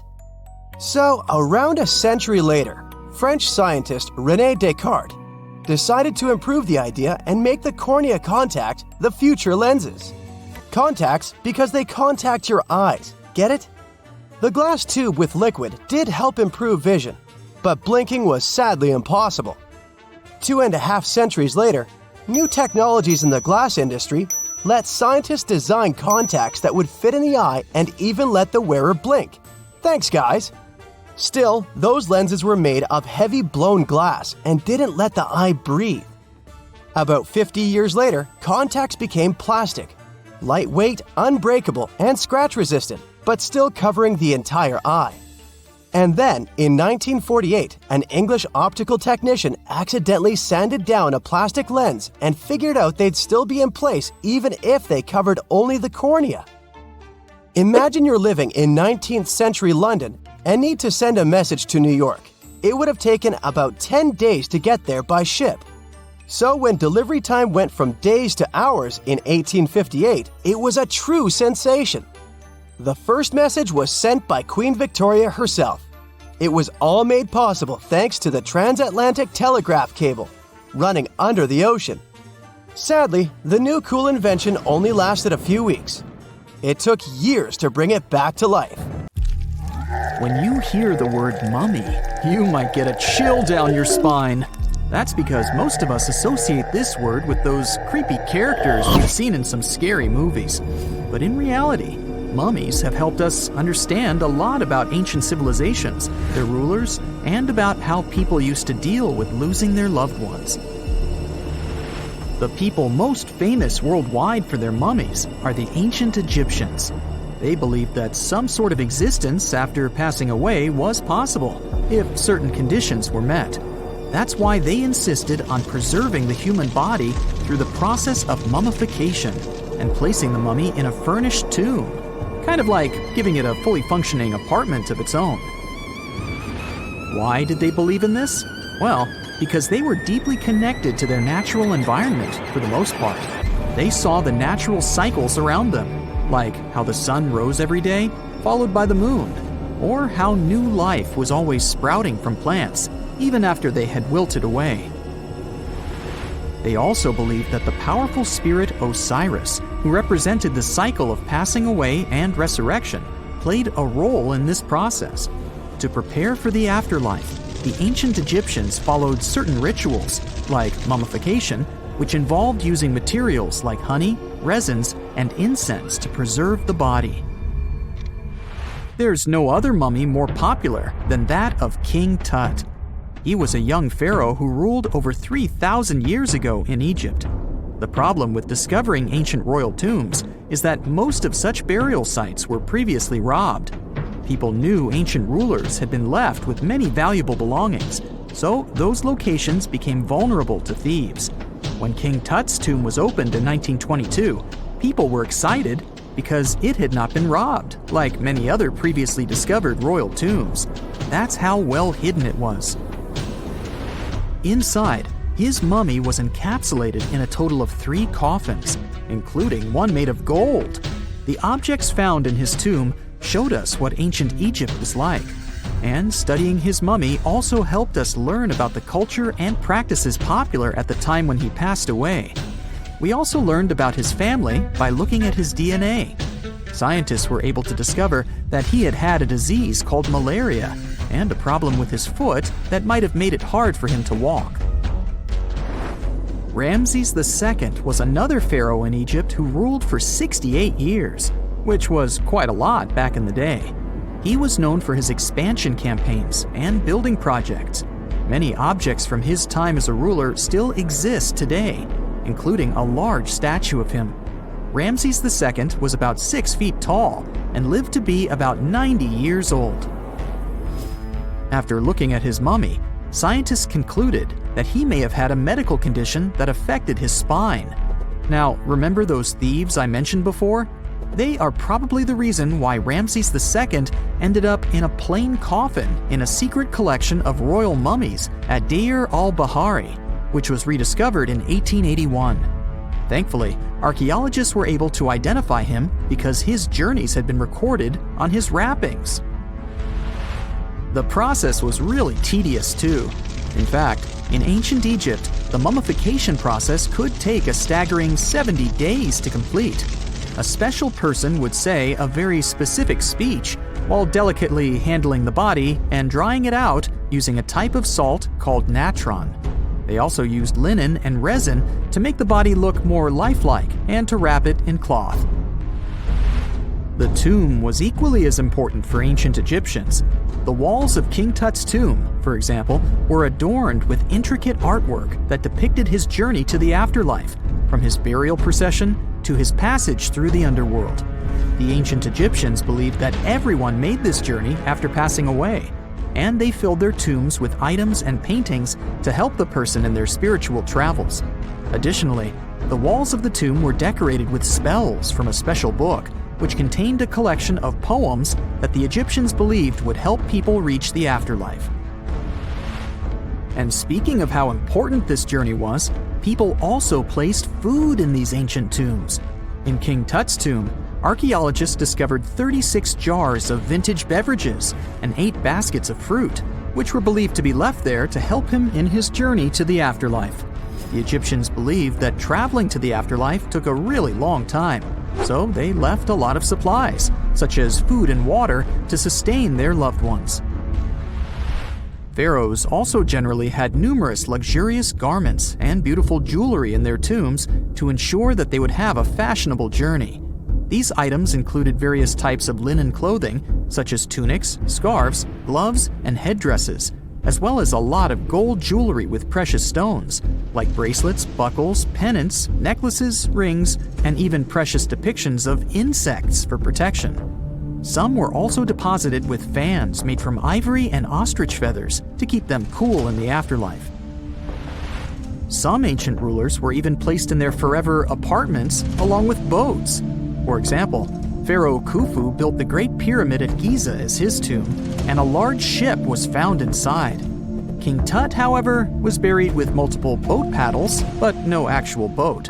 Instead, he had 3 chariots and numerous walking sticks made of precious materials, perhaps indicating he'd rather travel to the beyond by land, not by water. Amongst the most interesting objects found near ancient mummies are bottles of oils and perfumes. If rulers were supposed to be fashionable, why not smell nice too, right? Also, some of them had some ancient kinds of board games, most of them made out of precious materials like gold or ivory. One of those games was called Senet. It was very popular amongst the ancient Egyptians and very similar to modern-day chess. The ancient Egyptians may have the most famous mummies out there, but they weren't the first to invent the procedure. In fact, it all started in South America with an ancient civilization named the Chinchorro. As far as we know today, these people were the first to mummify their loved ones that had passed away. They did it somewhere around 2,000 years before the Egyptians started their own rituals. Sure, we can tell a lot about ancient rulers by studying these mummies, but until recently, we had no idea what they really looked like during their lifetime. Not so long ago, though, some very special mummy paintings were found by archaeologists studying ancient Egyptian objects. These mummy portraits are highly detailed paintings of individuals that were made while they were still alive. Such paintings were often painted on wood, as opposed to the classical portraits we all know about, which are painted on canvas. They are known for their realism and beauty, and have even been used by researchers to diagnose diseases by comparing them to the corresponding mummies. Some of these portraits also include depictions of jewelry, which was later found on the mummies. The recent discovery of these mummy portraits in Central Egypt is significant, as it marks the first time in over a century that such paintings have been found. Mummies appeared all around the world naturally, too. Mummification can occur without people intervening because of natural conditions, like extremely cold or hot environments, places with a lack of oxygen, or accidental exposure to chemicals that preserve the body. These conditions don't allow bacteria to grow, resulting in the body remaining more or less intact. Famous Otzi was one of these mummies. We know today he was a man who lived around 5,000 years ago in Europe. But upon his discovery in the Alps in 1991, Austrian authorities initially believed that he was a modern mountaineer because of how well preserved the body was. However, after the Iceman was removed from the glacier, it was determined that he was actually from the Copper Age. The year is 1923. 2 teenagers sneak out of their homes in the middle of the night in Florida City. Rumor had it that an old man was building a rock castle by himself. But every time someone tried to see what the old man was doing, he would stop working. The curious teens managed to sneak into Ed's backyard and saw something they could later describe as magic. They recalled seeing rocks moving around like helium balloons. The old man was moving up to 30 tons of stone by himself to build his castle.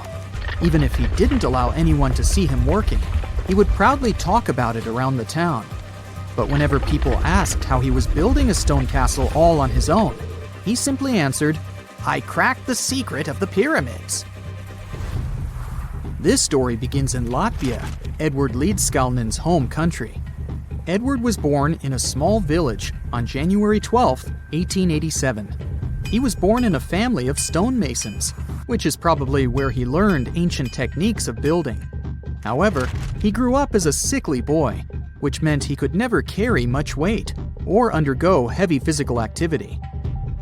At the age of 26, an unfortunate turn of events determined Ed's fate. The love of his life broke off their engagement, and heartbroken Ed decided to move to the United States. He lived in a couple of American states before finally moving to Florida, where his life's adventure started. Ed spent years searching for the right spot of land to build his dream house. He always rejected good farmland. When people wondered why, he only smiled. Finally, when he bought land of his own, it was deemed terrible by his close friends. The soil was bedrock. He could neither plow nor farm it, but it seemed perfect for what he was seeking to build. Ed's close friends would often describe him as eccentric. When asked why he wanted to build a house, he would only say, "It's for my sweet 16. Someday she's coming back." Then, he changed the topic of the conversation. It took Ed about 30 years to finish Coral Castle, and he did it all by himself. He would only work under the cloak of night and never let anyone see what he was doing. The completed Coral Castle embodies a number of unsolved mysteries. If you were to visit the site back then, you'd have to go through a 9-ton, 8-foot-tall revolving gate door that even a kid could push with just one finger.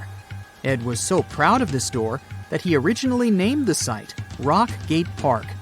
It was renamed Coral Castle only much later, after Ed's passing. Once inside, visitors would access the incredible wonders of Ed's constructions: towers, mystic symbols, furniture, and swing sets, all made entirely of monolithic blocks of stone. The stones are set on top of each other, using only their weight to keep them together. And believe it or not, the entire park gathers around 1,100 tons of stone. Today, if you visit Ed's living quarters, you'll even see the simple instruments he used to construct all of this: chisels, hammers, ropes, and pulleys. The type of work he did is difficult even with modern-day equipment, let alone without it. Coral Castle's main mystery lies in how Ed managed to do it. The only photograph of Ed Leedskalnin at work shows a simple leverage structure of a chain hoist attached to a wooden tripod. The tripod was made of old telephone poles with a small wooden box on top. What was in the box is, of course, a mystery. Unfortunately, he took his secrets with him, not sharing the truth of his work with anyone else. Yet, not all is lost, as there are many theories and speculation surrounding what could have happened there. One theory says that there is a harmonic grid inside the Earth's surface, something that would create anti-gravity spots around the globe. It's believed that Coral Castle was built in such a spot. This could explain why it took Ed so long to find land that pleased him. Maybe what he was looking for was a place that allowed him to experiment with anti-gravity forces. Yet, whenever Ed talked about his work, he would say he understood the laws of weight and leverage, and, sure thing, that he had cracked the secret of the pyramid builders. And what secret is that, you might ask? According to Ed himself, it has to do with magnetism. He even published a pamphlet called Magnetic Current. There, he explains that every object has magnetic particles inside of them. A person just needs to understand where they are located inside such objects. This way, objects can be lifted and moved around without much effort, just like moving something heavy underwater. Researchers say that if we assume Ed Leedskalnin and the pyramid builders used the same technique, then it would only have taken 4,700 workers to build the Great Pyramid of Giza, instead of the 20,000 to 100,000 that is currently estimated. But this story just keeps on getting more and more mysterious. In the late 1920s, Ed was finishing the construction of Coral Castle in Florida City. Rumors about his work had spread around town. People said Ed was hiding a stash of money somewhere in his living quarters. One night, a group of men waited until Ed was alone and broke into the castle to rob him. They couldn't find the money and, luckily, didn't harm Ed. But in the following days, he decided that it was best he moved out of that land. Of course, he took more than his toothbrush along with him. Ed decided to move the entire coral castle to another land, 10 kilometers away from where he had built the park. Legend says he hired a truck driver and asked him to swear secrecy about what Ed intended to do. He asked the driver to look away while Ed loaded the truck by himself, moving all of the rocks without any help. With the truck loaded, Ed and his castle moved to Homestead, Florida, where the park is located until this day. In 1986, a group of engineers from Florida University was called to try to fix the park's gate entrance, the 9-ton revolving door that Ed was so proud of. They arrived with plenty of modern-day equipment, including a 20-ton crane. When the engineers took the door down, they noticed that Ed had used a strange circular stone at the bottom of the revolving door. The engineers couldn't understand how this frisbee-sized rock could withstand 9 tons of weight without breaking into pieces. They sent the rock to the geology department at the University of Florida, but the geologists simply returned the rock, saying they couldn't find a match of this rock in their databases. They couldn't determine its origin. The engineers put the 9-ton gate back into place, trying to use other techniques. At first, it didn't work without the base rock Ed had originally used. So, they had to cut the gate rock to make it work as a revolving door once again, proving that modern-day technology couldn't replicate what Ed had done single-handedly.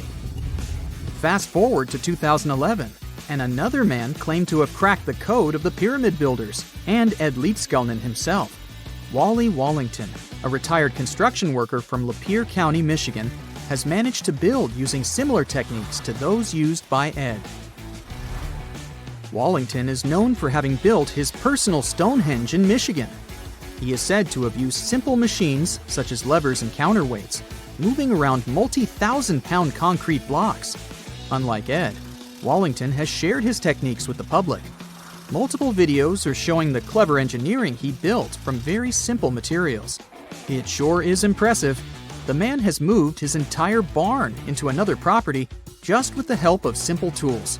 However, there is no way to prove that these were the same techniques used to build Coral Castle. To this day, the secrets of Coral Castle haven't been unraveled. But hey, we can always keep trying to solve it. Imagine working 7 days a week on a large-scale construction site.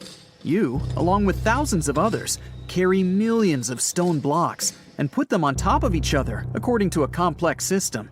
You work without modern construction equipment. You have no air conditioning or constant access to water. It's so hot outside that you can fry eggs on the road. You've been building the pyramid for decades, and now, when it's finally done, you enjoy the result of the colossal work of thousands of people.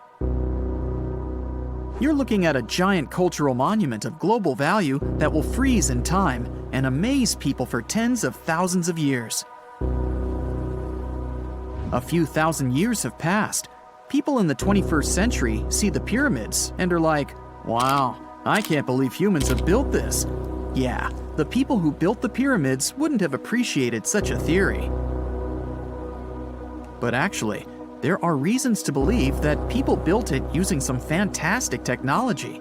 From the outside, it seems the Great Pyramids are just big triangles of stone. People just put some heavy blocks on top of each other, and that's it. In fact, the design seems too perfect to be true. The pyramid consists of more than 2 million blocks. They lay so close to each other and are so even that you couldn't squeeze even a thin sheet of paper between them. Scientists still can't figure out the exact technology for building the Egyptian pyramids. One of the biggest and most famous is the Great Pyramid of Giza. This huge construction, well known all over the world, has one big secret. There should be a capstone on top of the pyramid. It's a triangular-shaped stone block, a small pyramid on top of a huge one. It's also called a pyramidion.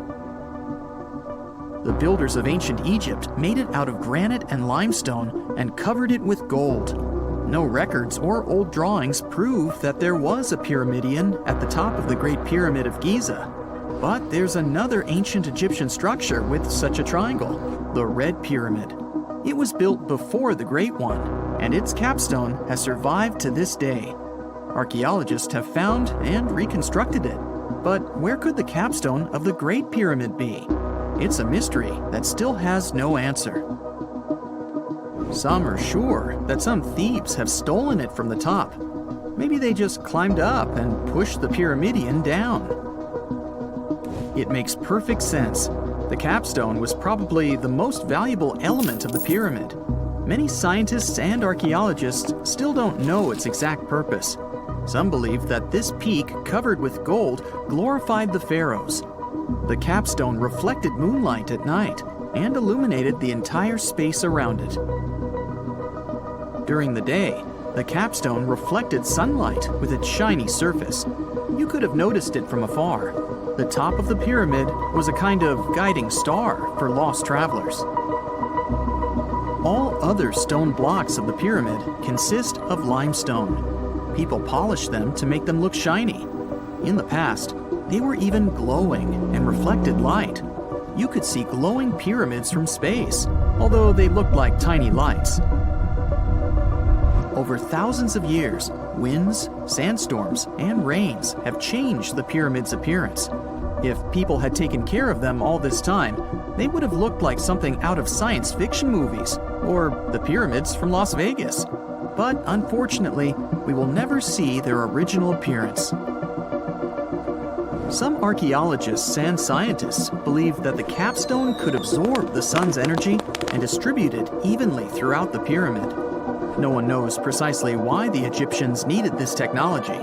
There's a theory the pyramids are ancient energy systems. The pharaohs applied this energy to use some unique technologies that were more advanced than all the achievements of the 21st century. And the triangular shape of the pyramids was ideal for boosting this electromagnetic energy. In theory, solar radiation, or electromagnetic forces, accumulated at the top of the pyramid, filled the inner rooms, and then went down the walls to the base. Any surface distortion could prevent the flow from spreading, so they had to create a perfectly smooth surface. That's why they installed the blocks so that nobody could squeeze a needle or razor blade between them. Many people believe in this theory because they built the pyramids from limestone. This material can hold energy inside itself. In the inner part, they created granite deposits to cause air ionization, that is, to create an electric charge. They also dug channels under the pyramid for water to transmit electricity. And at the top, they put a gold capstone, the best conductor of electricity. So, this is how you get a great power generator. Different cultures used similar technologies to create electricity all over the world. But these are all theories. If it had been working, humanity would have used these technologies today. There are mentions of the metal industry, chemistry, engineering, physics, mathematics, and astronomy in some ancient records. Most scientists don't believe in all these things. We know the detailed stages of the technology's development in different cultures. In the 21st century, scientists, historians, and anthropologists can track the evolution of all modern devices. If people had created some technological inventions in ancient times, the history of the world would have looked different. Perhaps all the achievements of antiquity could have been wiped off the face of the earth by global cataclysms. And it can happen to us. Just imagine how people would dig up a laptop in 5,000 years. Perhaps they wouldn't understand what kind of device it is. Another Egyptian wonder surrounded by mystery is the statue of the Sphinx. The Egyptians carved it out of a single massive piece of limestone about 4.5 thousand years ago. But scientists still don't know the exact date of its construction or who built it. People painted the Sphinx in different colors, so it looked much brighter and more vivid in the distant past. It was shining just like the Great Pyramids. Anyway, Time hasn't only changed its appearance, but its name too. Initially, the Egyptians called it Horemeket. The Greeks renamed it the Sphinx about a few hundred years after it had been built. The Sphinx emphasized the greatness of the rulers of Egypt. It also performed a symbolic function of a watchdog guarding the tomb of the pharaoh and the paths leading to it. This version sounds realistic, since archaeologists have discovered many secret entrances at the foot of the Sphinx. Perhaps these rooms and intricate tunnels lead to underground halls with treasures. And treasures don't always mean gold and jewelry. According to legends and theories, the Sphinx guards the Hall of Records, the storage of all humankind's knowledge. The information about the ancient mythical state of Atlantis could be there. You can find many detailed maps of the internal dungeons of the Sphinx on the internet. They show structures 12 stories deep under the statue. It looks like a small city filled with gold, scrolls of knowledge, and various ancient artifacts. But don't believe all these maps. These are just theories. Several thousand years have passed, but people have very little information about it. Archaeologists know that there are still many strange and exciting things about the Sphinx that are still undiscovered. Some locals are afraid to research because they believe they can awaken something terrible from the underground depths. Therefore, it's mostly scientists from other countries who conduct the excavations. In 1998, scientists discovered strange tunnels leading to empty rooms under the Sphinx. They realized that some people tried to get there through tunnels in the past, and maybe those people took all the treasures that were there. One of the legends says that some powerful artifact lays beneath the Sphinx. Its technology can change the whole world, but the locals are hiding it because it can damage the planet. Some believe that you can find evidence of unknown technologies painted on the granite walls in the pharaoh's tombs. But most likely, these paintings and signs tell us the myths and legends of ancient Egypt. But what if Egyptian symbols and drawings are detailed instructions for using ancient technologies? What if the locals that lived at that time thought, people in the future won't be able to get energy themselves. Let's leave some detailed instructions for them. Anyway, there are many riddles and theories. In reality, the search for answers is a dangerous undertaking, since it's not easy to get into the underground halls. Excavations can ruin the structure of the entire Sphinx. Any person inside the tunnels may get lost and never be able to find their way back. Besides, it costs a lot of money. Now, what would be awesome is if people could invent some device that could scan underground areas and show their detailed models. Have you ever wondered what's inside of a kangaroo's pouch? Maybe they're saving some snacks for later. Maybe it's for their house keys. Or perhaps they're used to their part-time job transporting people to work every day. The short answer is kangaroos use the pouch to carry their young, or joey. They need the bag because after a short gestation period of up to 36 days, the joey is born and crawls into the pouch for their continued development, where other mammals would not. Once he is born, it's the size of a jelly bean. Although he is deaf and blind, it has an acute sense of smell and finds its way into the warm and protected pouch. The joey will then attach itself to the mother to drink milk, where it receives nutrients, and from there it will live, grow, and develop for the outside world for the next 4 to 6 months. Once the joey develops enough, it can leave the pouch and stretch its legs to adapt to the world outside. But it will still go back to feed inside the pouch for a further 6 to 12 months. These time frames vary depending on the types of species of kangaroos. There are 4 different types. The red kangaroo, the largest of all the kangaroos and all terrestrial animals in Australia, is found throughout the mainland, though generally in deserts and open grasslands. Nicknamed the Big Red, it can stand as tall as 6 feet and weigh up to 200 pounds. The eastern gray is mainly typical of the eastern coasts. These are the second largest, with a height of 5 feet tall and a weight of up to 180 pounds. The antilopine kangaroo, the smallest of the four, is located in the far northern tropical regions. Their height reaches up to 4 feet tall, and they can weigh as much as 110 pounds. And lastly, you'll find the western gray in the southwestern and southern areas of the continent, weighing up to 120 pounds while standing up to 4 feet tall. Of all the different sizes, their most notable ability is to leap forward in a bouncing motion, covering vast distances.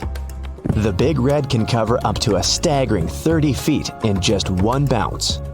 Although, what makes the kangaroo so unique isn't uncommon in Australia. They share evolutionary traits with other classifications of macropods. Wallabies, wallaroos, quokkas, and patamelons are distant cousins of the kangaroo, with several species in each classification. They all come in many different sizes and live in the unique areas that they've adapted to throughout Australia and New Guinea. Although marsupials were once more common throughout the rest of the world, it's unclear where they originated. The old fossils of marsupials were found in North America, but it is clear that the marsupials slowly made their way down under and came through South America, across Antarctica, until finally into Australia. Of course, we're keeping in mind that this was when the continents were all still attached. Once making it to Australia, they quickly adapted without competition from the other animals. Some other mammals made it to Australia around the same time. The bat family and the rodent family. It's not surprising that mites and rats had managed to make it to Australia before humans.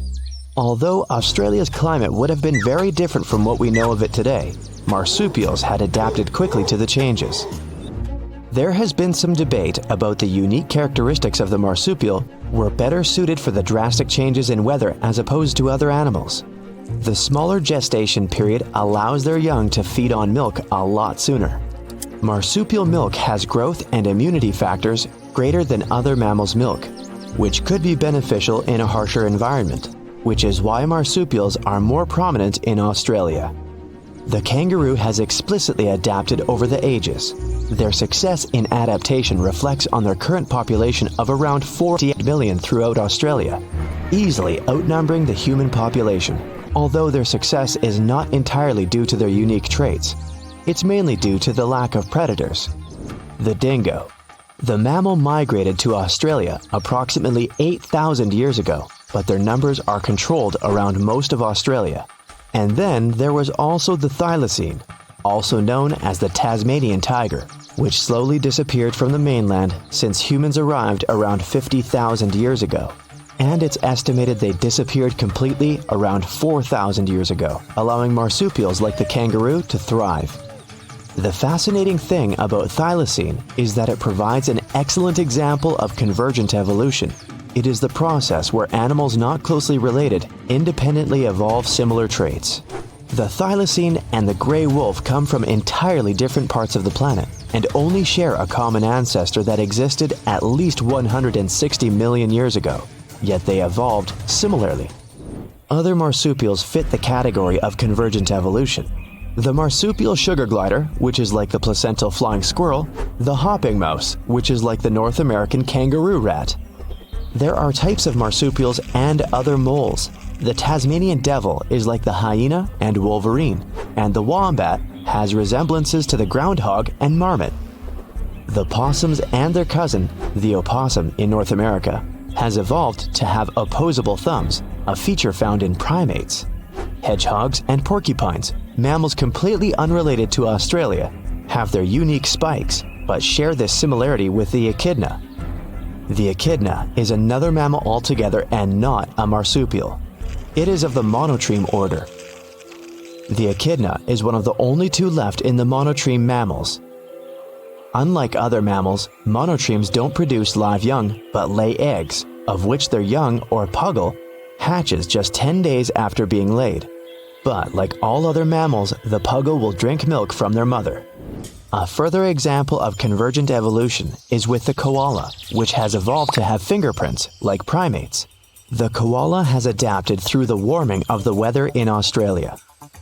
As the climate became drier, there was a distinct change in the fauna throughout the continent. Eucalyptus trees became more prominent as they more easily adapted to drier climates. Over 70% of native forestry in Australia is currently eucalyptus. The eucalyptus leaves, or gum leaves, are deficient in nutrition.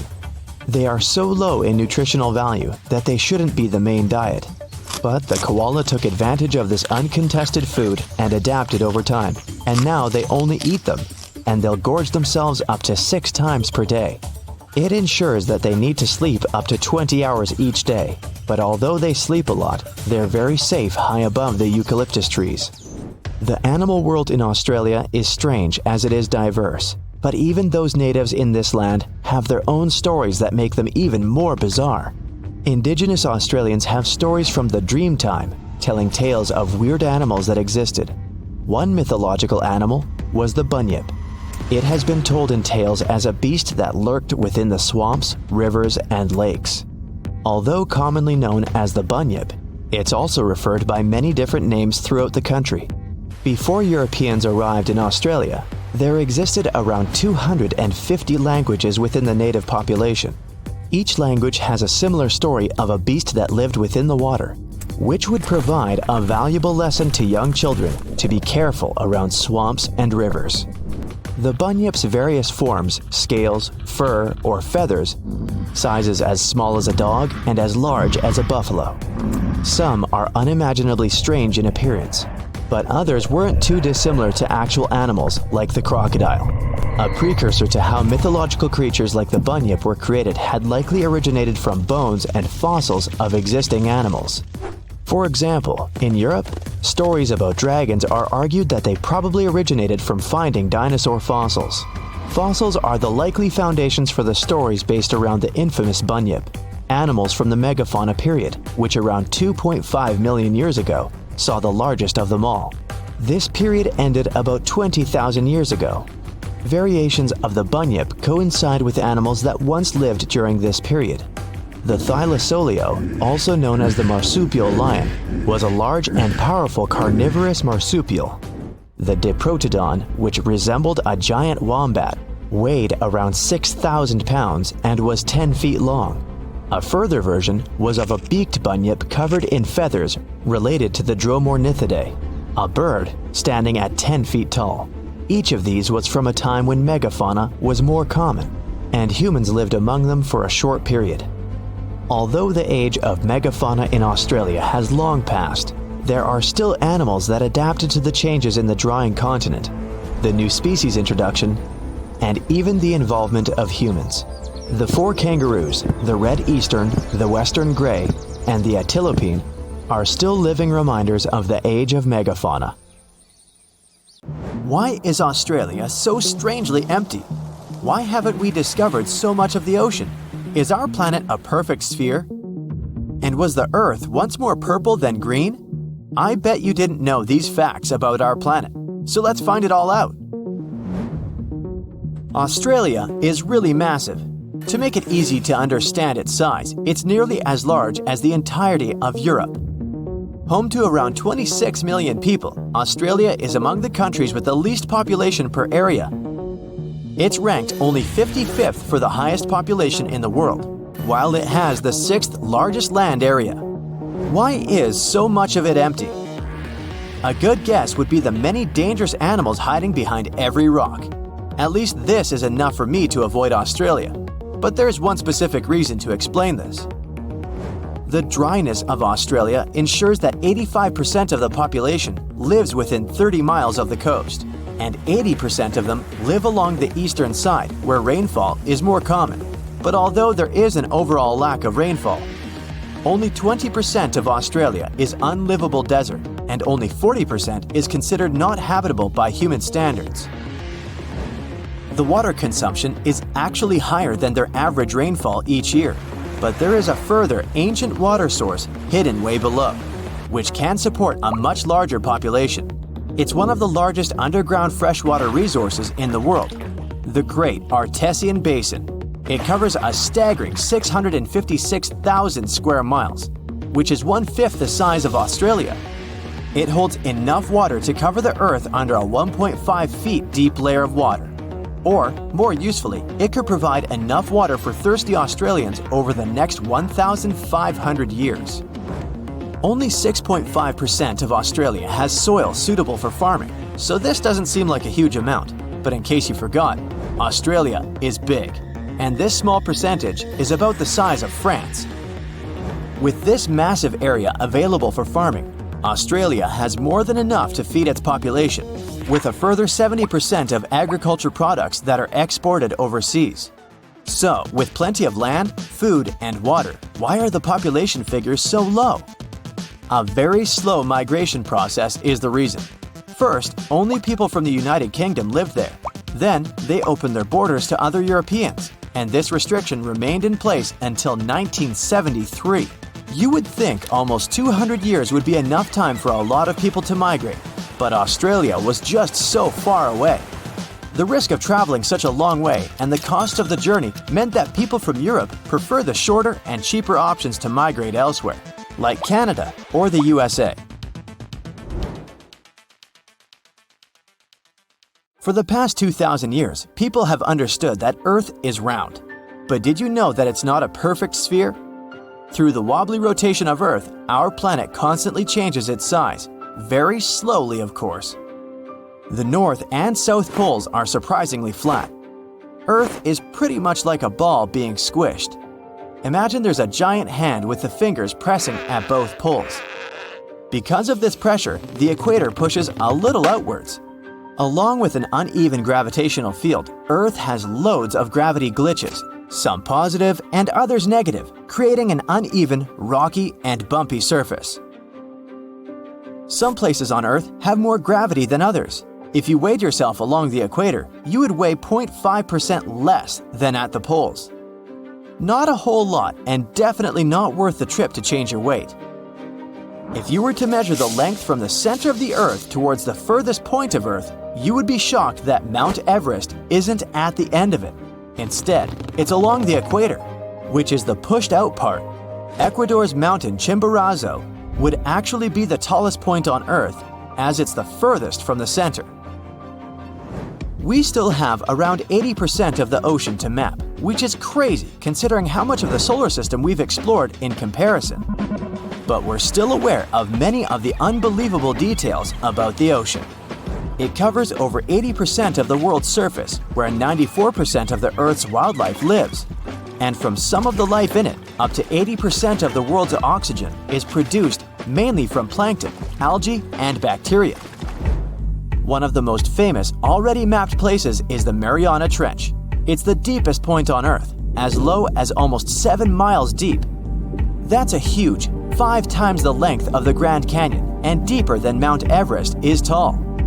It's also home to one of the most ancient seabeds on Earth, casually laying low for about 180 million years.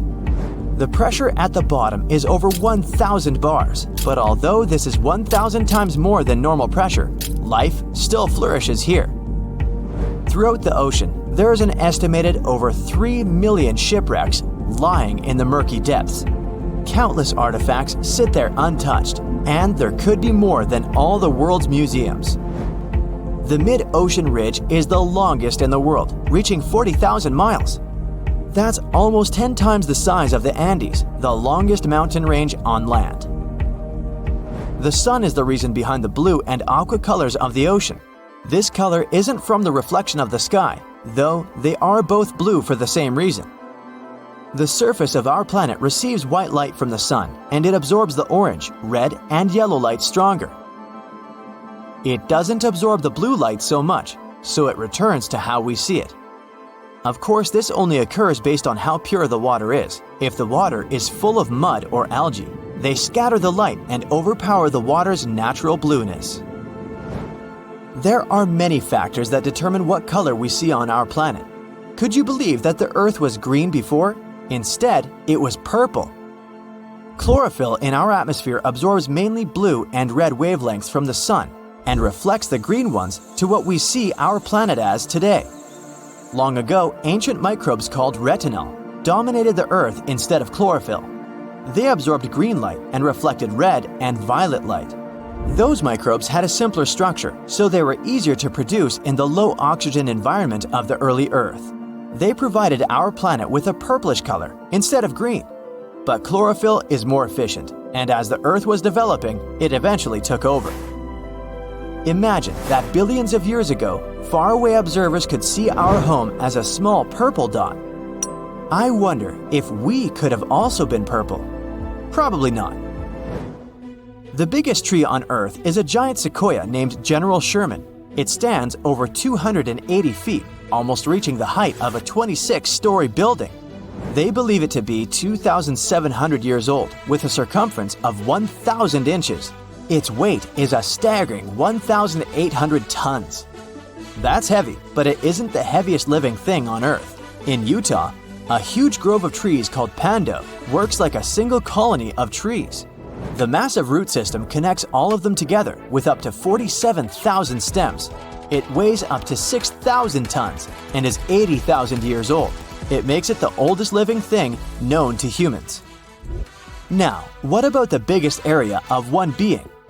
Off the coast of Western Australia, a seaweed grows to an unthinkable size.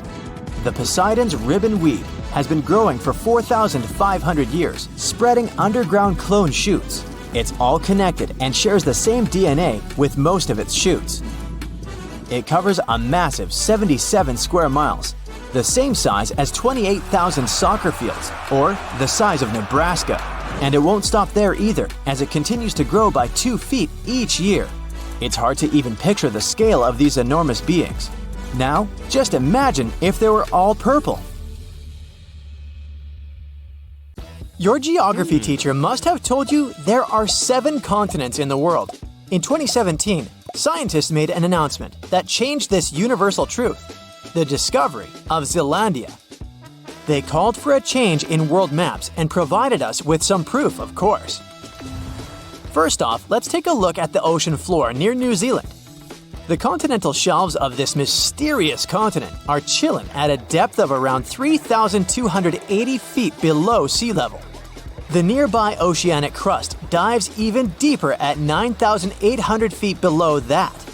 All of that is giving us those continent vibes, with varying altitudes from deep below the ocean to the majestic Mount Cook, standing tall at 12,217 feet above sea level. Brave geologists have gone deep down to collect rocks from the ocean floor. They found that unlike the nearby oceanic crust, which is made up of fresh basaltic rocks, the crust around New Zealand is one impressive mix. We're talking granite, limestone, sandstone, and some ancient rock types that are incredibly ancient. All this screams continental crust. Finally, scientists have discovered a narrow strip of oceanic crust that separates Australia from the hidden land of Zealandia. It means these two are separate continents.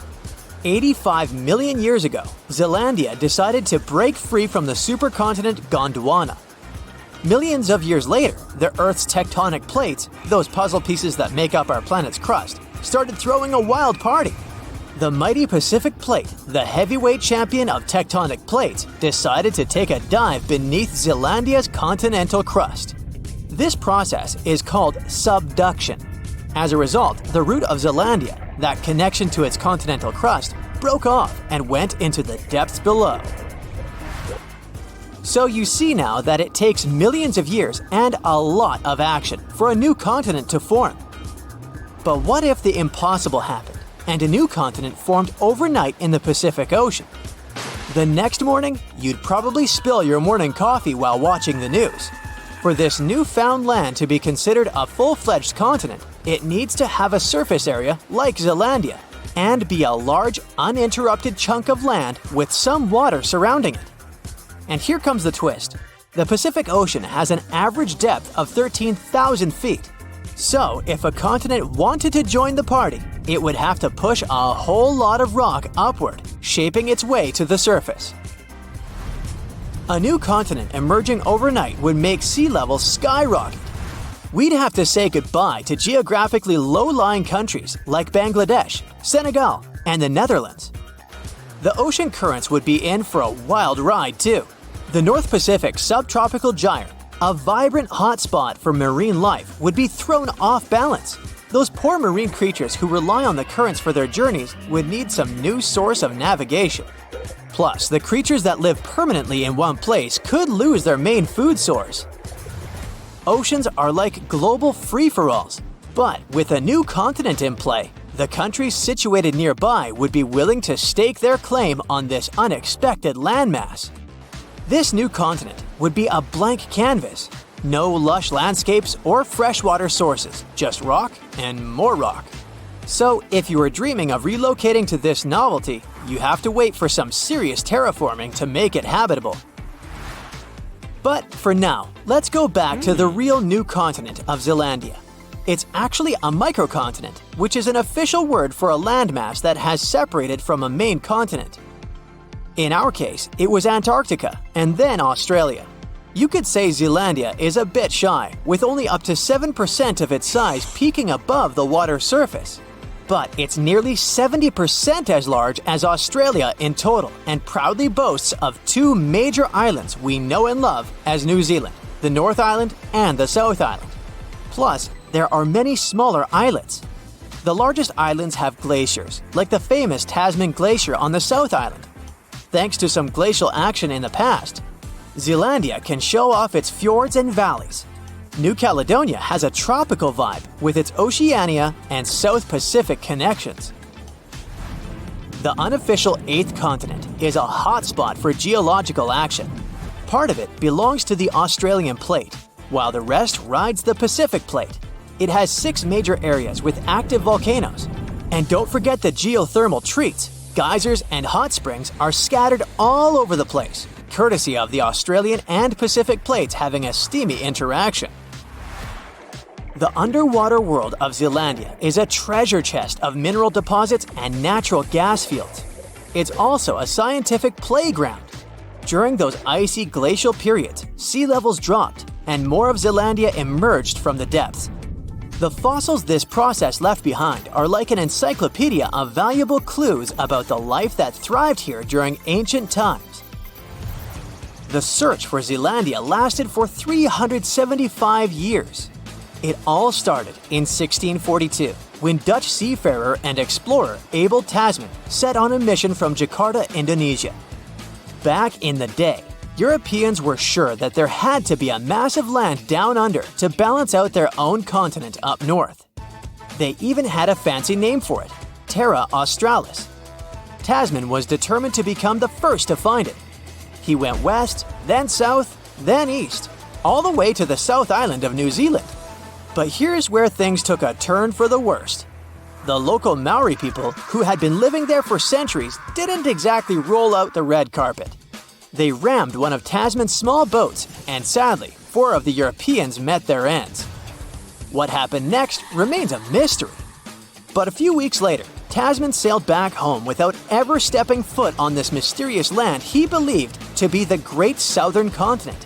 He never came back.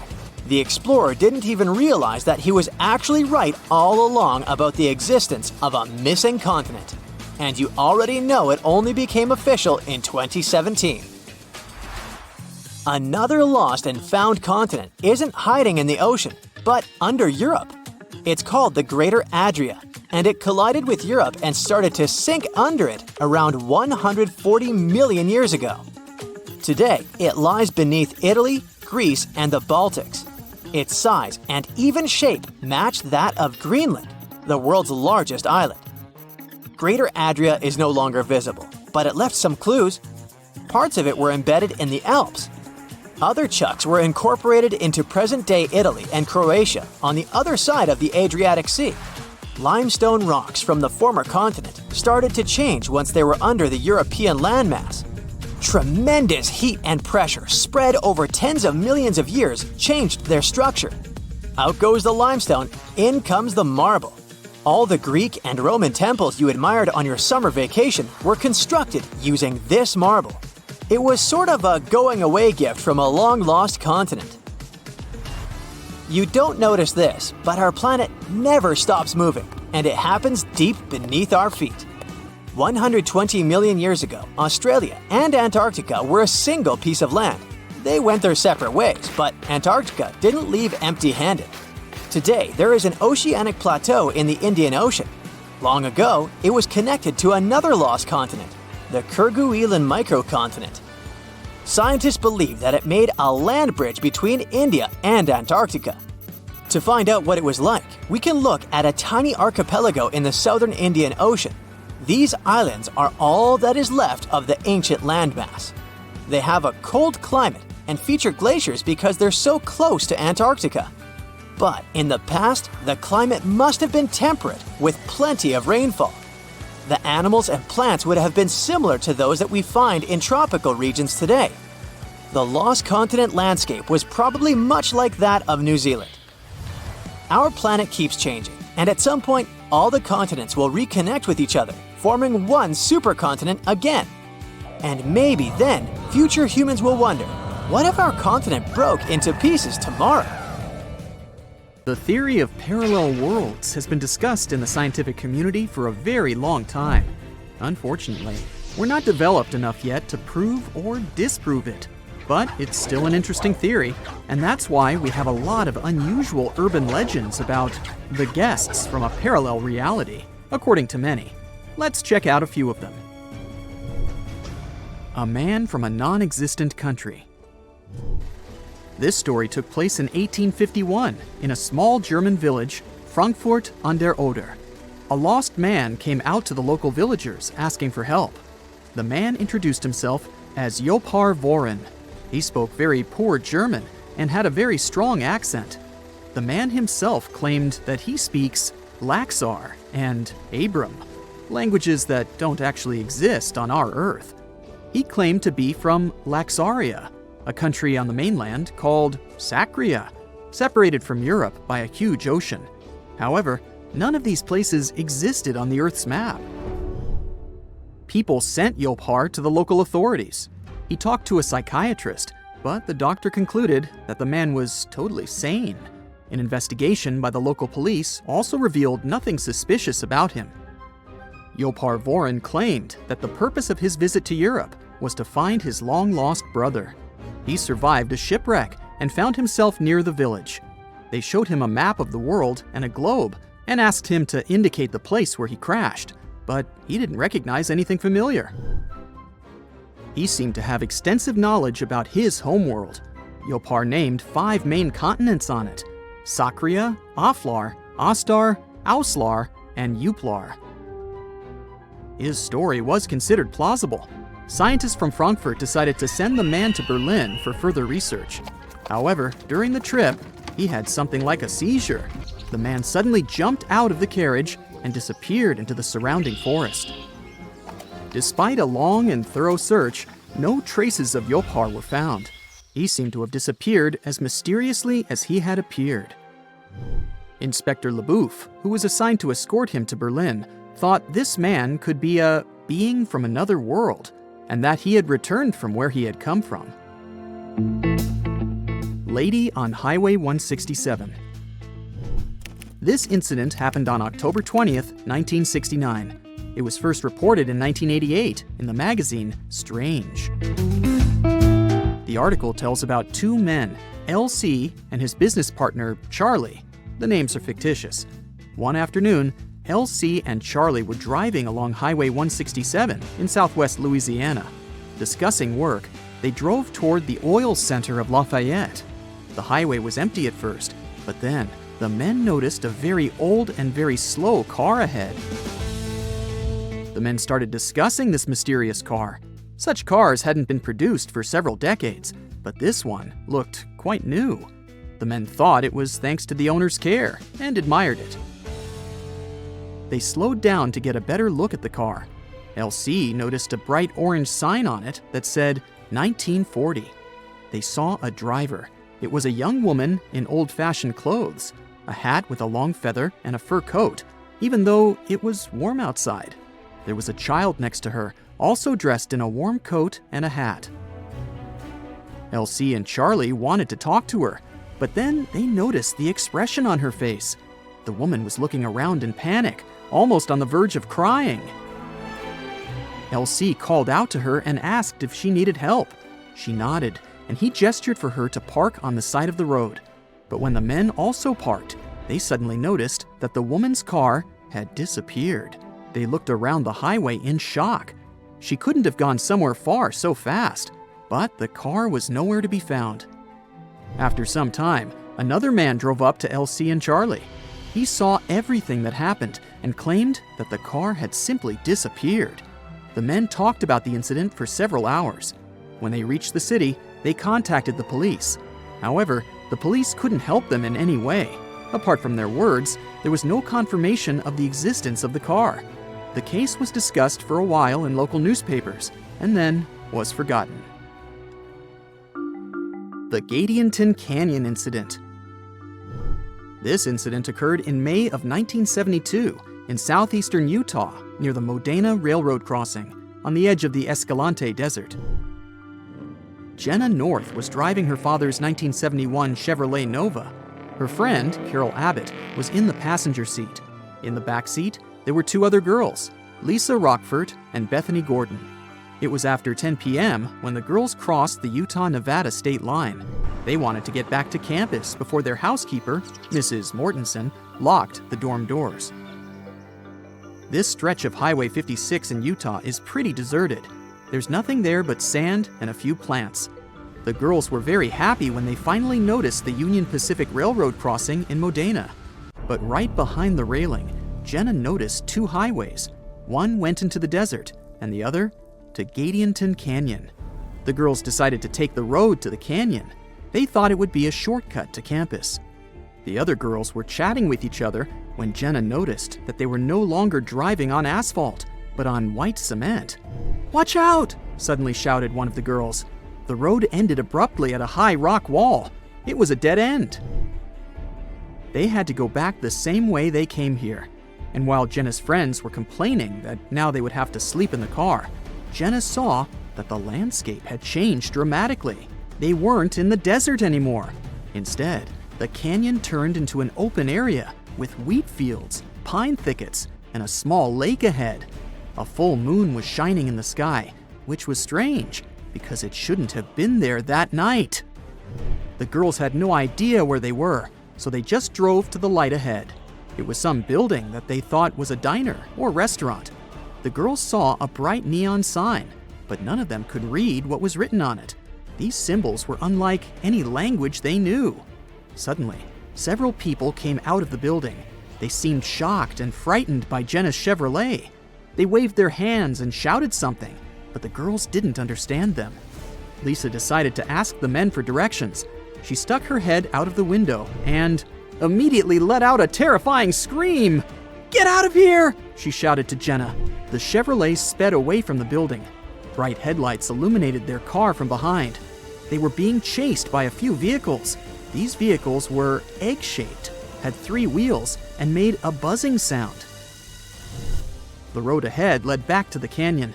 Jenna didn't have time to slow down and crashed right into it. The vehicles had disappeared, together with an unfamiliar landscape. The girls were back in the desert again. Fortunately, none of them were hurt, physically. But Lisa was in a state of shock. She was saying again and again, "They weren't human!" The girls had to help her walk. An hour later, they were able to stop a Utah Highway Patrol car. They told the police their story. The details of the report compiled by the police officer were complicated and confusing.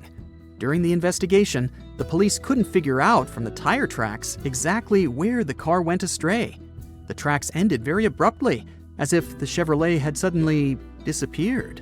The police couldn't explain how the car could have driven 2 miles without leaving any traces, especially on such solid ground. There are still disputes about this story, but in the end, all versions and explanations of what happened are just guesses. Perhaps we'll never find out the truth. These were the urban legends about interdimensional traveling. Of course, there's no proof that any of these stories are real. Often the truth turns out to be very mundane. For example, the famous man from Taured, who people also called a guest from another reality, turned out to be a simple fraudster named John Allen Kuchar Zegras. But even so, these stories are still very interesting. Scientists claim that Icelandia was a region between Greenland and Scandinavia that was more than 230,000 square miles, but is now underwater. The Earth was once a large pizza pie, with all the continents connected to each other millions of years ago, otherwise known as Pangaea. The North Atlantic region we know today was dry land from about 335 million to 175 million years ago. For many years, scientists and geologists assumed that the North Atlantic Ocean was birthed as Pangaea began to split apart roughly 200 million years ago. With volcanoes in the region where Iceland is, the country came to be just 60 million years ago as it broke off and sailed away from all the other lands.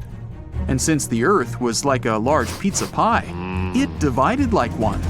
Many of the lands split up into many large and small pieces, creating the continents we know today. But this new theory suggests that the result of Pangaea's splitting left out some land that stretched for around 200 miles. And just about 10 million years ago, that piece of land submerged in the waters on the eastern and western side, leaving the tip of the land, which is now Iceland. When plate tectonics move, they grind on each other, which gave shape to our current landscape, all thanks to the mantle. This new radical theory goes against everything written in history books and what scientists have been studying. They began shaking heads, drawing lots of skepticism and criticism. But by analyzing the ocean floor under Iceland and the Earth's crust, we can assume that this idea isn't far-fetched. The crust beneath Iceland happens to be a lot thicker than the typical ones. Oceanic crust is made up of unique melted rocks compared to the land crusts where we walk and live on, and is a lot more denser. The thinnest layer on Earth is the crust, where life takes place. It's essential for water, growing food, gathering natural resources and minerals, and breathing in oxygen. It sinks below to the bottom, but right above the Earth's mantle. It also refreshes itself, since it constantly gets recycled into the mantle and back up. This is why the rocks in the oceanic crust are around 25 miles thick, compared to just 5 miles anywhere else. This is also reasonable given that it's in a hotspot for volcanoes. Magnetic surveys of the ocean floor show layers of molten crust in stripe patterns. Also, given the fact that the Earth's magnetic field changed its polarity over millions of years, it played a role in shaping the foundation of our landscape. But there isn't any concrete evidence to prove this new theory just yet. One of the first steps is to start digging the ocean floor near Iceland. Zircon is a very sturdy mineral that can last for billions of years despite erosion in the Earth's crust. By taking samples and studying them, researchers can estimate the geological age of the continents. This will make sure the crust is oceanic, which is thicker, or continental, which is the regular crust we walk on. This isn't an overnight project and would come with a hefty cost.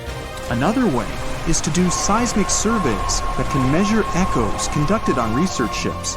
Drilling holes miles deep in the crust can also help with the research, but this would cost more than studying the zircon minerals. Some fossilized plants unique to both Scandinavia and Greenland might prove that Icelandia was once on the surface and possibly scattered with trees. It wasn't a cold land as it is today, so it may have had forests. But scientists still haven't found fossil evidence of animals common in both lands to suggest anything. But maybe time will tell. The theory goes deeper, which suggests that there was a greater Icelandia. With Iceland, Ireland, Britain, Scandinavia, and Greenland all in one microcontinent, it could be a destination of winter enthusiasts and great for skiing. It could be possible to connect Canada to Greater Icelandia by train over the ocean, which would open up the economy even more. Iceland is around 40,000 square miles, which is already quite big. And if the Greater Icelandia was present today, then Europe would be a completely different continent. Many theories are circulating about other possible hidden microcontinents around the world. Scientists aren't certain of the possibility of Icelandia's existence, but if all the studies conducted were done correctly, then the theory could change everything we know about Iceland and the North Atlantic Ocean. and this could pave the way for other sunken microcontinents around the world. Another theory out there is that New Zealand was the tip of a lost subcontinent, even bigger than Icelandia, called Zealandia. Studies show that it's separated from the supercontinent Gondwana between 79 to 83 million years ago. Scientists claim that it's the thinnest and youngest continent discovered underwater. Craton is a core rock that acts as the main foundation for most continents. It's at least 1 billion years old, but the continental crust that makes up Zealandia is just half of that, which makes it quite young. That means some Craton is missing, even though it holds some leftovers of older rocks and parts of the mantle. They're estimated to be as old as 2.7 billion years old. Scientists did some studies on the zircon crystals from New Zealand and found out that they're as old as 1.3 billion years old. The rest of the continents are more than 3 billion years old. Scientists studied the composition of the rocks in the bottom of the ocean around New Zealand. They're made up of silica and granite, which are found in continental crusts. The ocean floors mainly have magnesium and iron-rich rocks. They're also thicker and higher than regular ocean crusts around it. They conducted some studies and collected magnetic and topographic data to see the link between the Tasman and Coral Seas in the Cato Trough region. This is the narrow strip between Zealandia and Australia. Satellite data tracked tiny faults in the Earth's gravity to map out the crust of the ocean floor surrounding the area. They saw the mass that makes up Zealandia quite visible and almost the size of Australia. Even though the signs are there, this doesn't prove anything. It's possible that there are a bunch of microcontinents which all split apart when Australia broke free of Gondwana. Back then, the supercontinent was made up of South America, Antarctica, Australia, Zealandia, Arabia, and the Indian subcontinent. New Zealand is already not the biggest country out there, but if the theories are correct, then Zealandia will be 6 times its original size. Mauritius is a young island that's only a few million years old. Just 1,200 miles off the coast of Africa, it's believed that the tiny island came to life around 9 million years ago. The underwater volcanoes in the region spewed out so much lava that it formed the land today. But scientists found zircon rocks that are more than 3 billion years old. It may also be part of a continent submerged underwater called Mauritius, which is just a quarter of the size of Madagascar. The zircons they found were embedded in solid rocks and not just in the sand, which may rule out that they just washed up on shore from another continent. Some scientists are still not convinced. They suggest that discovering rocks that stand out from the other typical ones brought by an eruption could skew the scientific community to this theory. But just like how Icelandia could be part of Greater Icelandia, Mauritia was once called Rodinia, which consisted of India and Madagascar. Theories suggest that Mauritia was covered in water when India broke away from Madagascar, something like 85 million years ago. Imagine this. When you're wandering around London, you're actually walking over hundreds of miles of tunnels, passageways, and abandoned subway stations. Yeah, there's a whole world down there, underground. What's actually hidden there? Let's try to find out. We didn't even know about this giant network of underground tunnels and passages until recently. People could only guess that there was something underground. It wasn't until 1980 that journalist Duncan Campbell managed to sneak into this underground world. He was able to find a small portal there. Campbell only had a bicycle, a flashlight, and a camera. Together with his friends, he later called them moles, he went to explore the mysterious undercity of London. And what they saw was astonishing. A giant, complex system. Ghost subway stations, post channels, secret tunnels, and much more. A city under a city. What's more interesting, no one truly knows what really is there.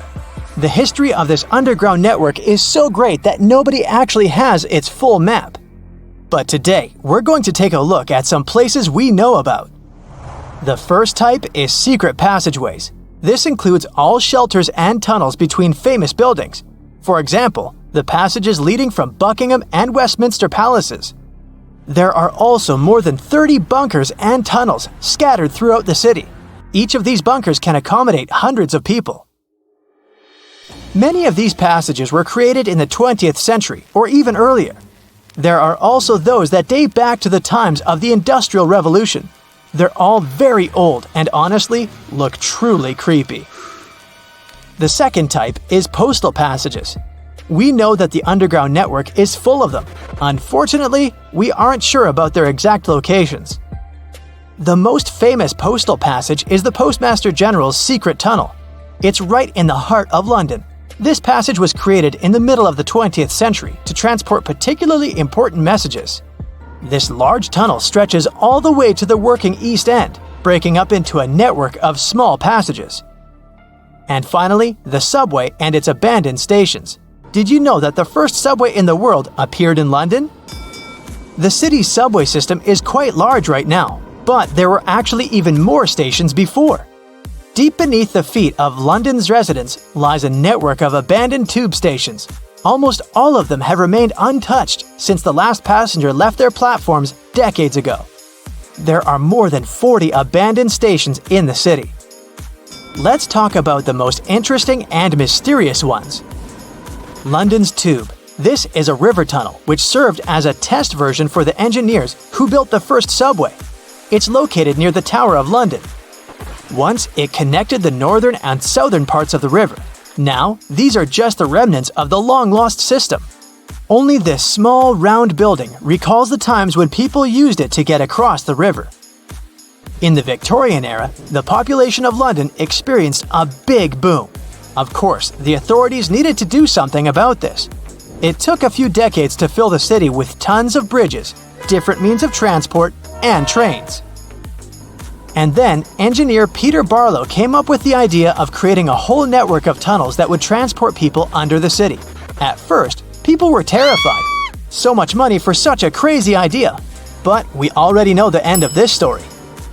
The construction of the tunnel was completed in less than a year, and in February 1870 it carried its first passengers. After a lot of criticism, fear, and improvements, in the end, the first full-fledged subway station was created. It closed around 150 years ago. The fate of the station was sealed when they built Tower Bridge right next to it, which sounds better, a walk in the fresh air over the bridge, or a paid trip through a dark, cramped tunnel. Of course, the Tower subway had to be closed down. Down Street Station was closed just 25 years after its opening. First of all, there were other, more convenient stations nearby. And secondly, the locals were rich and could afford more expensive means of transport. However, Down Street wasn't out of service for long. It came in handy again in 1939. The platform was bricked up, and the station was secretly transformed into the headquarters of the Executive Committee of the railway. Since many railroad tracks were damaged, this committee organized all underground movements.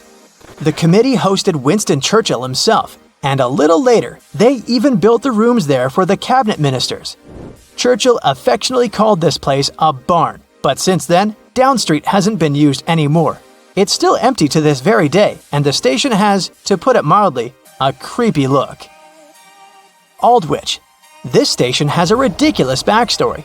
Despite the fact that it was basically useless, it somehow lasted for about 80 years, and people almost never went there because there were more convenient alternatives nearby. But it's actually a good thing that they didn't close it for so long. Thanks to this, Aldwych Station saved the most valuable treasures of England. Here, people once hid the most precious works of art and relics. For example, the world-famous Elgin marbles. In the 60s, the station started working only during rush hours on weekdays, and in 1994, it was mercifully spared from suffering, simply because they didn't want to spend extra money to replace the elevators here. Now, this station is often used for filming many famous British TV series. You can also check it out during the tour of Hidden London. Clapham South. Yes, technically it's not an abandoned station, but few people know that once it served as living quarters for new arrivals to Britain. There were beds and wash basins for them. It was quite noisy as people heard passing trains all the time, so it couldn't be called the most comfortable accommodation. Those who stayed there paid 6 shillings 6 pence a day, which is equivalent to 33 pence today. they still haven't taken down the signs for medical aid points and an improvised canteen. You can still see them during the tour to this station. Brompton Road.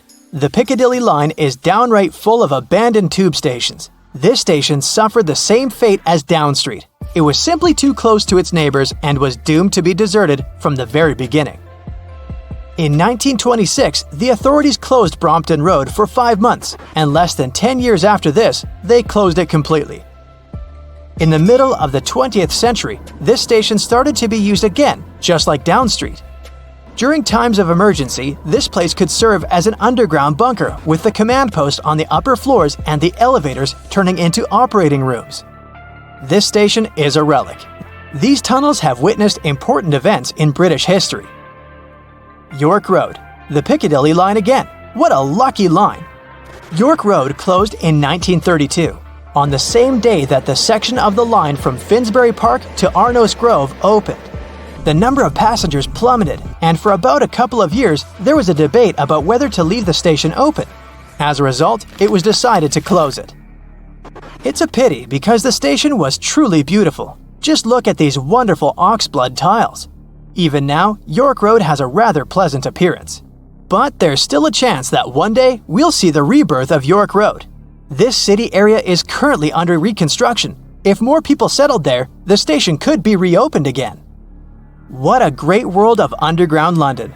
Who could have known that they have a whole web of structures below that hold so much history? It's a pity that the passages are closed. It would be very interesting to see all of this, but also pretty scary. This is the London Underground Mosquito. Hank Marvin, pleasure to meet ya. To come across this buzzing little bloke in person, you'll need to travel to London and specifically head down into the subway. Chocker down here, isn't it?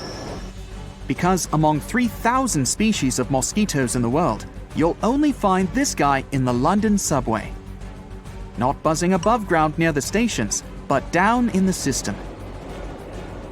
This mosquito is one of those rare cases when a unique species evolves in one particular place. They built the system back in the 1860s. It's the oldest subway in the world, mind you, and any mosquitoes that happened to be down there got shut off from the rest of the world. Save for the entrances and exits at stations, the subway system is a pretty sealed environment. The mosquitoes got trapped and evolved right there. And if you're annoyed by all mosquitoes in general, get this, the London Underground species is even bitier than others. While above-ground mosquitoes mostly feed on birds and grab a bite from you when given the rare chance, this one really likes to go for people. That's because it may do with the meals available to it, not birds, but mammals. That is, rats and humans. It's also unique in that it doesn't need blood to lay eggs like other mosquitoes and doesn't hibernate in the winter, so expect to swat at them year-round. Also a result of their being secluded to this underground tunnel system, no obvious seasonal temperature changes down there. This London type is so unique that it can't even crossbreed with other mosquito species. But beware, this species could be on the move. Infestations of particularly bitey mosquito populations have popped up in subway systems and sewers around the world, from Melbourne to New York. So let's head across the pond and meet another bug that lives only in the big city. Of over 1 billion ants running through the streets of Manhattan, scientists spotted a unique reddish-brown variety. That's about 120 ants for every person living in New York. These insects don't fit into any of the 13,000 ant species known to science. They're unique and only live in Manhattan between 63rd and 76th Streets. Scientists don't know how long these so-called Manhattans have evolved in isolation. They arrived in the US on ships from Europe and were cut off from the rest of the city's infrastructure. One thing's for sure, the species thrives on fast food, especially corn syrup. Because of its carbon-rich diet, the Manhattan was able to perfectly adapt to the dry, warm weather of the concrete jungle. Both ants and mosquitoes lived with dinosaurs. But don't get too excited about cloning a T-Rex by taking blood from a fossilized mosquito. We'll leave that myth to Hollywood plots. DNA is an incredibly fragile molecule. It breaks down quickly. So you'll need a mostly fresh sample from a recently departed dino. Chances are, we can't bring the dinosaurs back. But no need to. Dinosaurs live among us today. Everybody thinks an asteroid wiped out all the dinos 65 million years ago, but it didn't. Some survived and evolved into creatures you see every single day. Birds. In fact, the closest living relative to the mighty T-Rex is the chicken. Tarantulas in the wild keep tiny frogs as pets. Well, they don't feed them or take them for walks, but they do let the little froggies hang around with them. It's a win-win relationship. The frog gets a big hairy bodyguard from things that want to eat it, and the tarantula gets a protector for its nest. These tiny frogs feed on ants that try to eat the spider's eggs. There's no distinct border where our atmosphere ends and space begins. As you go up and further from the surface, the air gets thinner and thinner. At some point, it loses enough density that airplane wings stop working. That's about 60 miles up, and where scientists decided space officially starts. Yes, the cosmos is just an hour's drive away. The photoreceptors in your eyes are so sensitive, they can project an image when it's not even there. Ever stared at a bright light, moved your eyes to something else in the room, and you can still see the shape of that light bulb floating before your eyes? That's your eyes continuing to send visual information to your brain. A healthy human eye can see a candlelight up to 30 miles away. The Mariana Trench, the deepest known place on this planet that could fit Mount Everest with room to spare, goes only 6 miles down. The leaf slug eats so much algae, their body absorbs a part of the plant cells, chloroplasts, that let these little guys actually photosynthesize. Basically, this sea slug is part animal and part plant. When you dream, the props come from those older parts of the human mind that refer more to genetic memory than to your own personal ones. Smartphones and cars came into our lives in relatively recent times, and our cave people brains haven't gotten used to them enough. That's why you hardly ever see tech in your dreams. Okay, say you're one of the lucky few who's used a phone in their dream. Did you struggle to read or write a text? It's because the two regions of your brain that help you interpret language are mostly inactive when you're asleep. It's a good trick to know you're in a dream. You won't be able to read words or tell the time on a clock. Imagine if we could record a black hole on video. Watch it pull in and consume any matter that gets too close, even light itself. Oh, spaghettification. Now take this recording and play it backwards. This is what a theoretical white hole should be. The black hole's pushing away and matter spewing counterpart. If you've seen videos of whales surfacing, you'll notice they spray water from their blowholes. Only they don't. Whales are mammals like you and me. They breathe air. That's why they come to the surface. They release old air they've been holding in their lungs and take in new fresh air. That warm air coming from the blowhole meets with cold air around it and forms water droplets, giving the illusion that blowholes are like fountains. Get equipped for any season with brand new Brightside merch. Click the link and grab your print. You can tell a whale's type by looking at its blowhole. If it has two nostril-looking holes, it's a baleen whale, the kind with teeth that look more like toothbrush bristles. One blowhole means it's a toothed whale, which includes dolphins and orcas. The mighty megalodon was over half the length of a blue whale, the largest creature that's ever lived in all of Earth's history. Scientists did a computer calculation of a meg's bite force and came up with something like 18 tons per square inch. That's over 10 times stronger than a great white shark's, and enough to crush whale bones like a grape. Thanks to cell regeneration, you replace your skin entirely every month, your blood every 4 months, your liver 500 days, and you make yourself a whole new skeleton every 10 years. Scientists think we yawn to get more oxygen to the brain. When you get bored or tired, you don't breathe as deeply, and it starves the brain a little.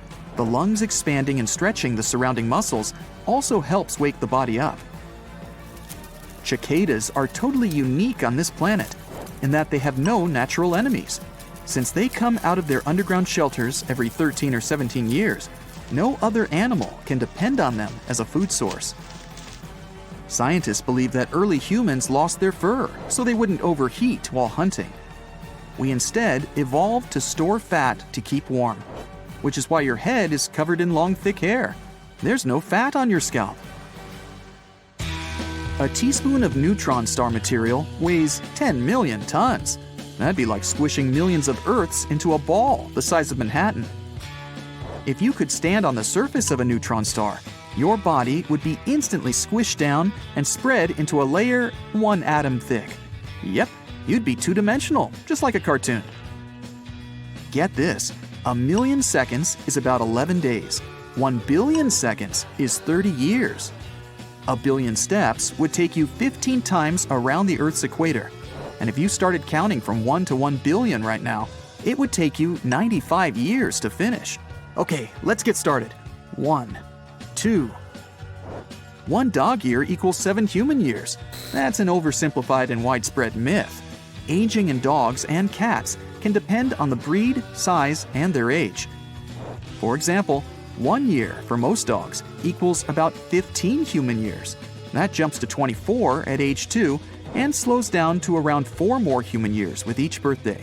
It then speeds up yet again after their first 6 years, especially for larger breeds. Most animals have tails, so why don't humans? It's because we started walking on 2 legs. Tails help with balance, but when your body mass is upright with that 10-pound head sitting on top, you don't need another appendage at the other end to balance it all out. If you're ever on a plane and the landing feels like it was accidentally rough, it was probably done on purpose. A plane's wings produce more lift when they're closer to the ground, pushing it back up into the air. The best way to prevent this is with a firm landing that puts the wheels on the runway as soon as possible. Harder landings also give the wheels more traction on rainy or snowy runways. If your second toe is longer than the big one, you're pretty special. Only 1 in 10 people have this so-called Morton's toe. In ancient Greece, a foot with Morton's toe was considered a sign of beauty. By the way, the Statue of Liberty has it too. Contrary to popular belief, the tongue is not the strongest muscle in your body. That would be your jaw muscle. Plus, the tongue isn't technically a muscle, it's 8 of them woven together. Structurally, it's very similar to an octopus arm. Nope, that wasn't a slip. An octopus does have arms, not tentacles. And they only have 6 arms. The other 2 are legs. Arms have suction cups all the way down their length. Tentacles only have suction cups at the end, and that's what squids have 2 of. If you could open your head and poke your brain, you wouldn't feel anything. It might be the powerhouse of the nervous system, but it doesn't contain any sensory receptors for contact stimuli, aka it doesn't feel pokes and prods. Horse hooves and rhino horns are made of the same stuff as your hair and nails, keratin. Rhino horns curve back because the keratin in the front grows faster than in the back. One of the oldest tips out there is to run from a crocodile in zigzags, since it's hard for the animal to turn around quickly and follow you. This is just a complete myth. Just run in a straight line as fast as you can. Don't bother climbing a tree either. Crocs can climb those too. Don't ever practice your dunking skills on Comet 67P. Its gravity is so weak, your jump would surpass its escape velocity. That's the minimum speed you need to escape the pull of gravity, like rockets blasting off Earth. On this comet, you jump up and go floating off into space. There's a species of giant earthworms that can grow as long as your leg. They live specifically in the Palouse prairie lands of Idaho and Washington. Oh, and these ginormo worms smell like lilies. Dinosaurs had fleas the size of cockroaches. Well, they weren't technically fleas because they couldn't jump high like the modern day ones. But they could get their mouth parts through dino skin. If you swallow gum, it doesn't stay in your stomach for 7 years. That's a myth. Sure, your saliva and stomach acid can't break it down, but the muscles of your digestive tract move it along, and it makes its exit in a day or two. Mosquitoes can live perfectly fine on flower nectar instead of your blood, and it's only the females that bite humans, and they do it because they need a protein found in blood to produce eggs. The largest flower in the world also happens to be the stinkiest. With a bloom about 3 feet across and weighing roughly 15 pounds, the corpse lily smells like rotting meat. Sharks are the only fish that can blink with both eyes, but it's not to clean or hydrate them. They blink to protect their eyes while biting into their lunch. The average cumulus cloud, that's the big poofy kind, weighs just over 1 million pounds. That's the weight of about 100 fully grown elephants floating above your head on a cloudy day. If you shout in space, nobody will hear you. It's because there are no molecules in the vacuum of space for the sound waves to travel through. Dark and light look way more contrasted on the moon. On our planet, the atmosphere diffuses sunlight, so objects remain a little illuminated in the shadows. The moon has a next to nothing super thin atmosphere, so shadows are blacker.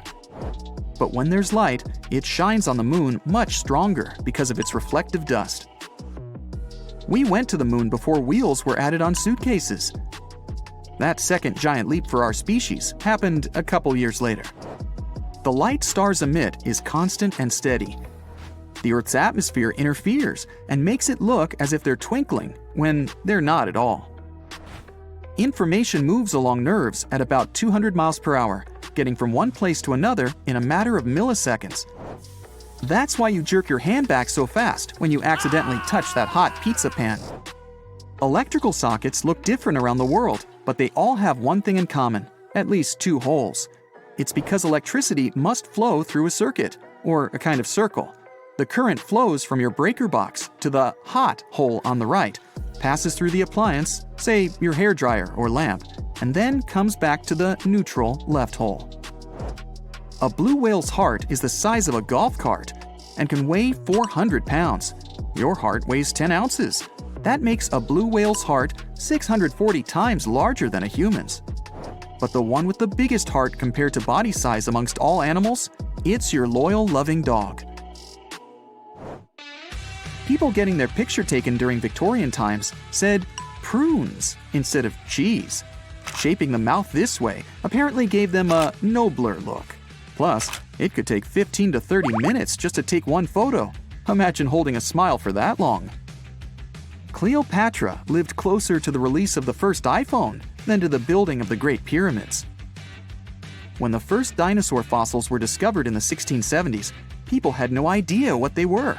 Their best guess, the bones belonged to an extinct species of giant humans. Fossils also show that 40 million years ago, penguins were the size of a kangaroo. The world's largest waterfall is underwater. This is the Denmark Strait Cataract, where cold, denser water from the Nordic seas flows under warm water from the Irminger Sea. Along the way, it falls 11,500 feet over an underwater ridge. That's more than 3 times the height of the tallest waterfall on land. Australia is wider than the moon. Check the numbers. The land down under is almost 2,500 miles across. The moon, a little over 2,100. It took Rubik's Cube creator Erno Rubik 1 month to solve the cube after he created it in the early 70s. The world record today is 3.47 seconds. Lightning is 4 times hotter than the sun. A single bolt can toast over 100,000 slices of bread. Pineapples have a digestive enzyme in them, so when you eat a pineapple, it eats a little bit of you too. That's why it burns a little in your mouth when you bite into one. No worries though, your stomach will always come out the winner in this match. Disposable chopsticks are connected at the top, so you know they haven't been used before. You're supposed to break that connected top off and lay your used chopsticks on it so they don't touch the table. The main function of eyebrows is to protect your eyes from sweat and dirt. That's why they grow toward your temples, to direct moisture to the sides, instead of straight down. But they also protect your eyes from too much sunlight. Without brows, our species probably would have evolved to have really long, thick eyelashes. An average person will grow 600 miles of hair in a lifetime. That's about the distance from New York City to Dayton, Ohio. Point Nemo in the Pacific Ocean is the most remote place on our planet. It's more than 1,600 miles from any coast. If you traveled there, you'd be much closer to astronauts on the International Space Station than to any human on Earth. The ISS orbits just 250 miles above the surface. Watching paint dry is a profession. You sit in a chair in front of a freshly painted wall, and, well, you get it. Your job is to track how the paint texture changes, where it cracks, and give a detailed report based on your thrilling observations. When people used sundials in ancient times, the shadow of the sun went from the left to the right in the northern hemisphere, and vice versa in the southern hemisphere. The first mechanical clocks were invented in the north, so they go with what we now know as clockwise. If it had been in the south, the directions could have been switched today. The body's fastest muscles are in the eye, and the blink of an eye is about 1/10 of a second. You do that 20,000 times a day. Next time someone says, "I'll get it done in a jiffy," remember this: scientists say a jiffy is the time light needs to travel 1 centimeter, about the width of your fingernail, in a vacuum. Human fingertips are so sensitive, they can feel ridges in an object, even when they're just 13 nanometers deep. A nanometer is 1/1,000,000th of a millimeter, and a millimeter is about the length of a grain of sand. In 1992, a cargo ship lost a crate with 28,000 rubber duckies in the North Pacific. These toys still appear on coasts around the world, even over in the Atlantic. Imagine discovering an ancient city without leaving the comfort of your home. In 1963, a man in the Nevşehir province of Turkey did exactly that. He was renovating his house. He knocked down a wall in his basement and found a mysterious room. He continued digging and saw a tunnel. This is how Derinkuyu underground city was found. Derinkuyu is one of the deepest multi-level underground settlements of Cappadocia and in all of Turkey. This engineering masterpiece has 8 levels. The inhabitants living on those floors had access to cellars, storage areas, chapels, a school, a study room, and other structures. All floors are connected by an extensive network of tunnels. It's believed that the underground city was built as a shelter. You can't see the construction from the outside. Its depth is approximately 279 feet. The complex was large enough to shelter about 20,000 people, plus their livestock and food supplies. There's also a 180-foot ventilation shaft. People used it both for ventilation and as a well. The well supplied water both to the villagers living on the surface and to those hiding in the underground city. Interestingly, those living on the bottom levels were able to cut off the water supply for the upper and ground levels. This kept the water safe from potential poisoning. The place was designed for protection. The tunnels could be blocked from the inside with huge round rolling stone doors. The passageways were extremely narrow. Potential invaders had to enter the tunnels one at a time. Seems like they thought of everything in the 7th century BCE. Archaeologists believed the Phrygians were the ones who first built the levels. After them, the structure was used and enhanced in Roman times. This was when the chapels were added. The golden time of Derinkuyu, however, was during the Byzantine era. But how did these people manage to create such tunnels? Well, the rock they carved them into wasn't usual. It was soft volcanic rock. It appeared due to a geological process that began millions of years ago. Volcanic eruptions covered the area in thick ash. It then solidified into this soft rock. When the natural forces of wind and water eroded softer parts, only hard elements remained. Fun fact, fairy chimneys are also made of intricately shaped volcanic soft rock, but they formed naturally without any human intervention. I'm still in Turkey, but this time, my destination is Çanakkale, where a myth came to life. For 3,000 years, people believed that Homer's Iliad was fiction, and that Troy never existed. In 1863, everything changed. Expatriate Frank Calvert discovered ancient ruins in western Turkey. He was convinced they belonged to the ancient city of Troy. Heinrich Schliemann examined this area in 1868. That's when Troy saw sunlight again after all those centuries.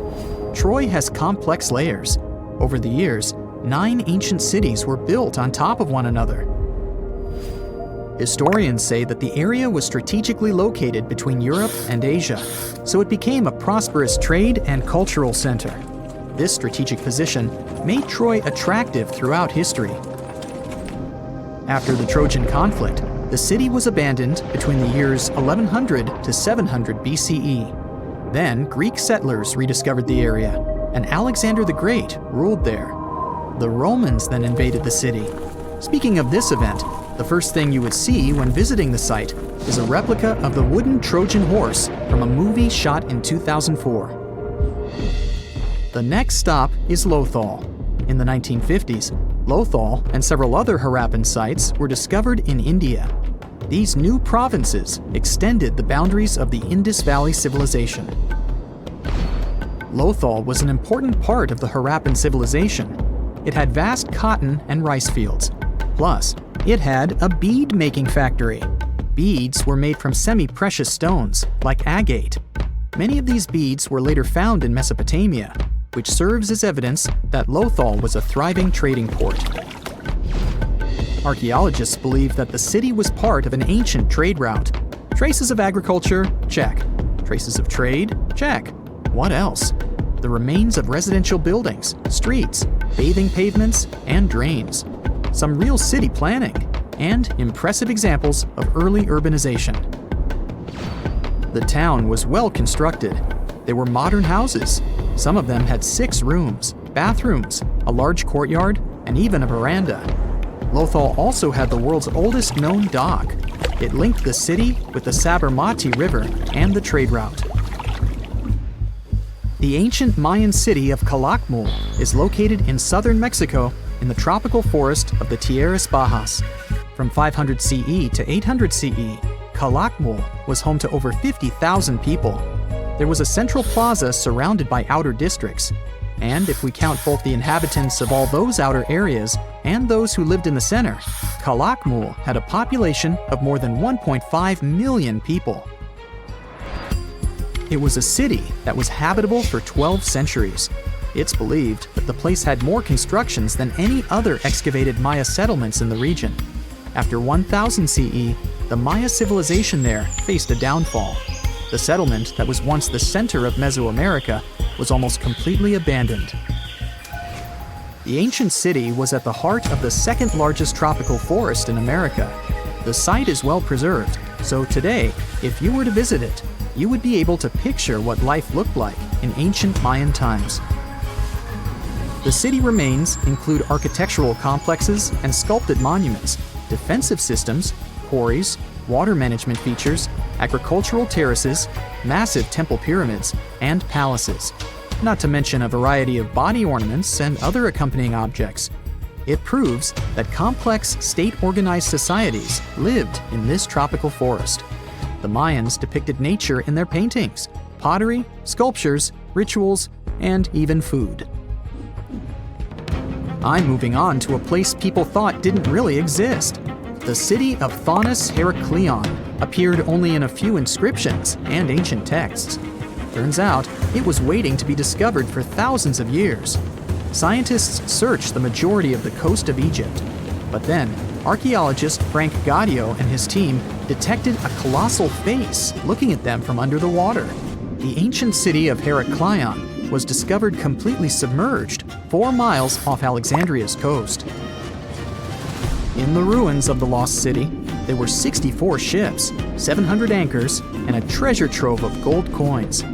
Archaeologists consider a 16-foot-tall statue and the temple remains the most important findings discovered by the expedition. Back then, the city had ceremonies and celebrations that took place in the Temple of Amun.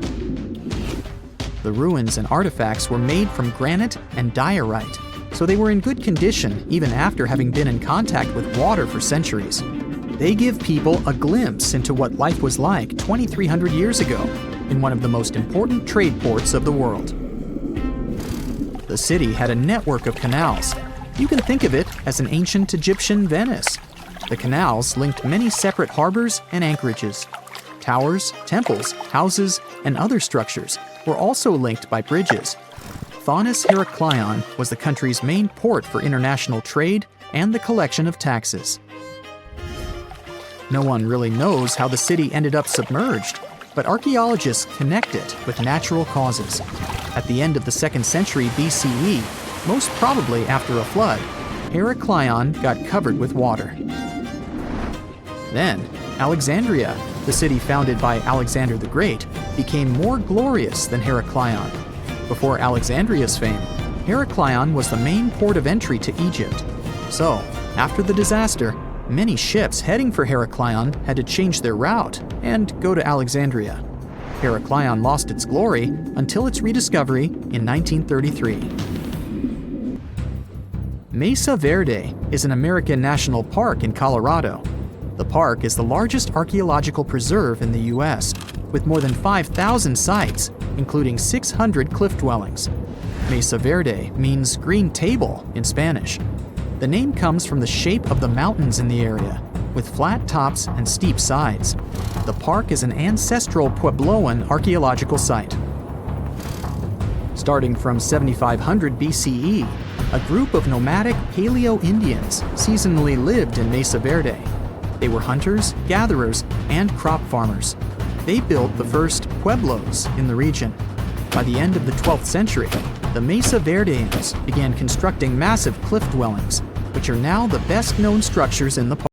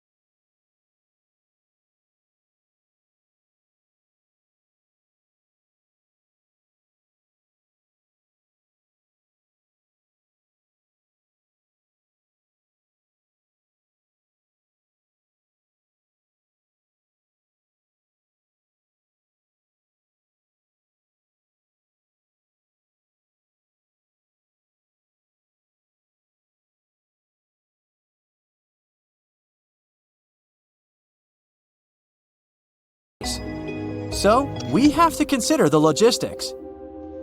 Another thing to look out for is caves in the ground that are not necessarily stuck on mountains. Scientists believe that most potential places for humans to thrive are caves. These spaces are large enough to host large populations. So far, they identified 9 caves as large as football fields. So what would life look like if we lived in caves on Mars?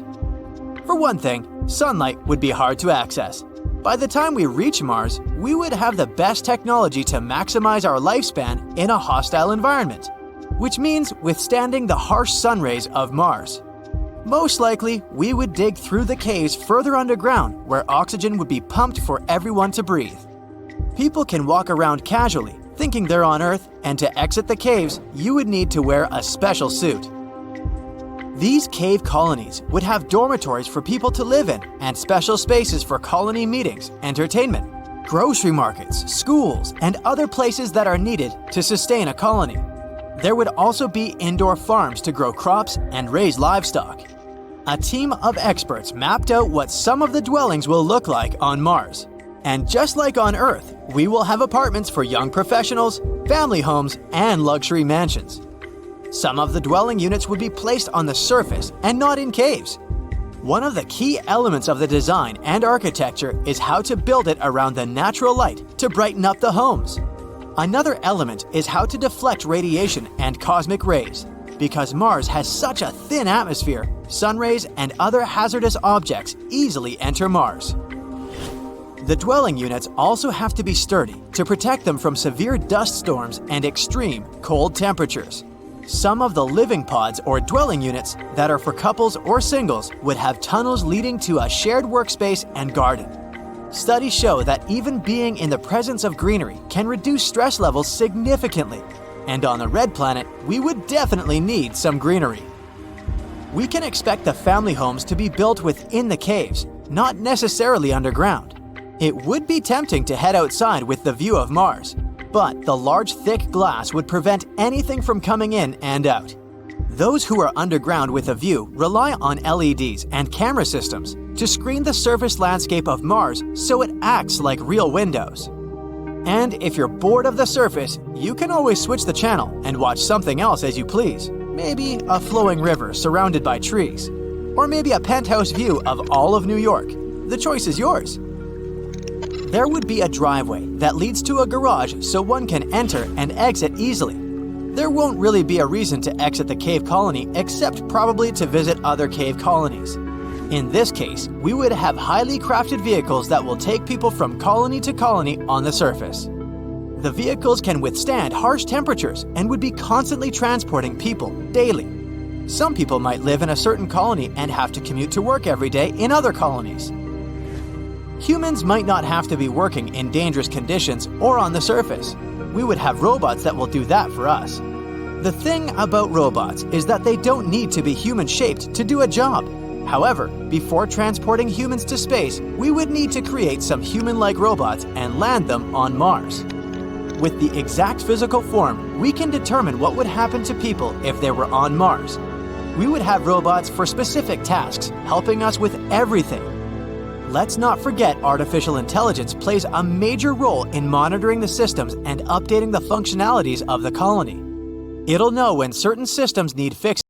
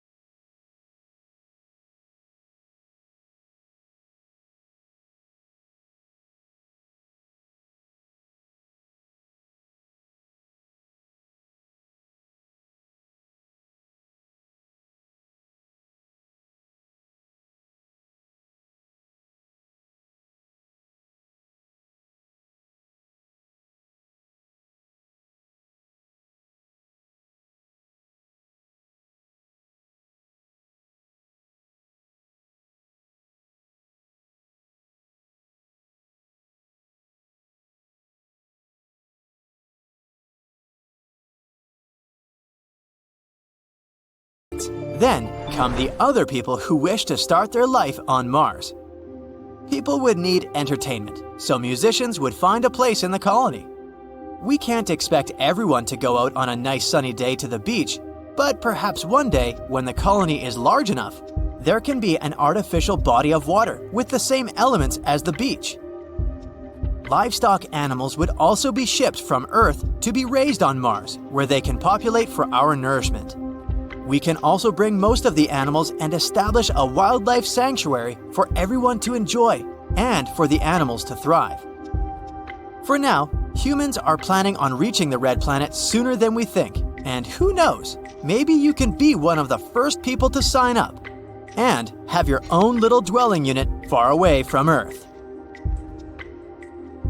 There are many miles of undiscovered areas beneath the crust we can't even come close to. scientists found what appears to be underground mountains buried inside the mantle. Our planet is divided into 3 layers: the crust, the mantle, and the core. The crust is where 8 billion people, trillions of trees, and millions of animals live and thrive. There are also different types of crust in the land and the ocean. The oceanic crust contains unique rocks and is denser than the land crust. We all see how the Earth is divided and color-coded to show the crust, mantle, and core in textbooks. But there are also special layers in between that not everyone talks about. The mantle is divided into the upper and lower part, which is the transition zone. Since the mantle acts as the geological recycling center, the plate tectonics don't only move side to side, but up and down. It's actually why all the volcanoes appeared. The magma spews out to the surface or even underwater, and then sinks back down and repeats. The transitions go down 250 miles and then 410 miles. And in this bottom layer, scientists keep discovering the hidden landscapes. The mountains in the mantle are more rugged and much larger than the ones on the crust. Scientists found a mountain range with peaks higher than Mount Everest. Some of them are as high as 600 miles. When the continents were still landlocked together, there may have been some hidden lands now underwater.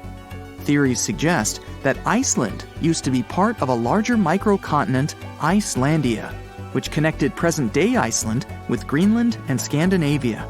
The idea digs even deeper to a greater Icelandia, which includes Britain. But after the split, these bigger lands sunk with everything in it. There are also theories about New Zealand being part of Zealandia, a hidden microcontinent within the same region. So it could be that these mountains used to be part of old Earth that are underground over the billions of years of natural occurrences. But still, it isn't very likely. One theory is that these underground mountain ranges could be leftover slabs of rock that descended from the surface to the transition zone from the moving of the tectonic plates. As they sink, the large pieces break down into smaller ones, and as they compile over the millions of years, they form what appears to be underground mountains.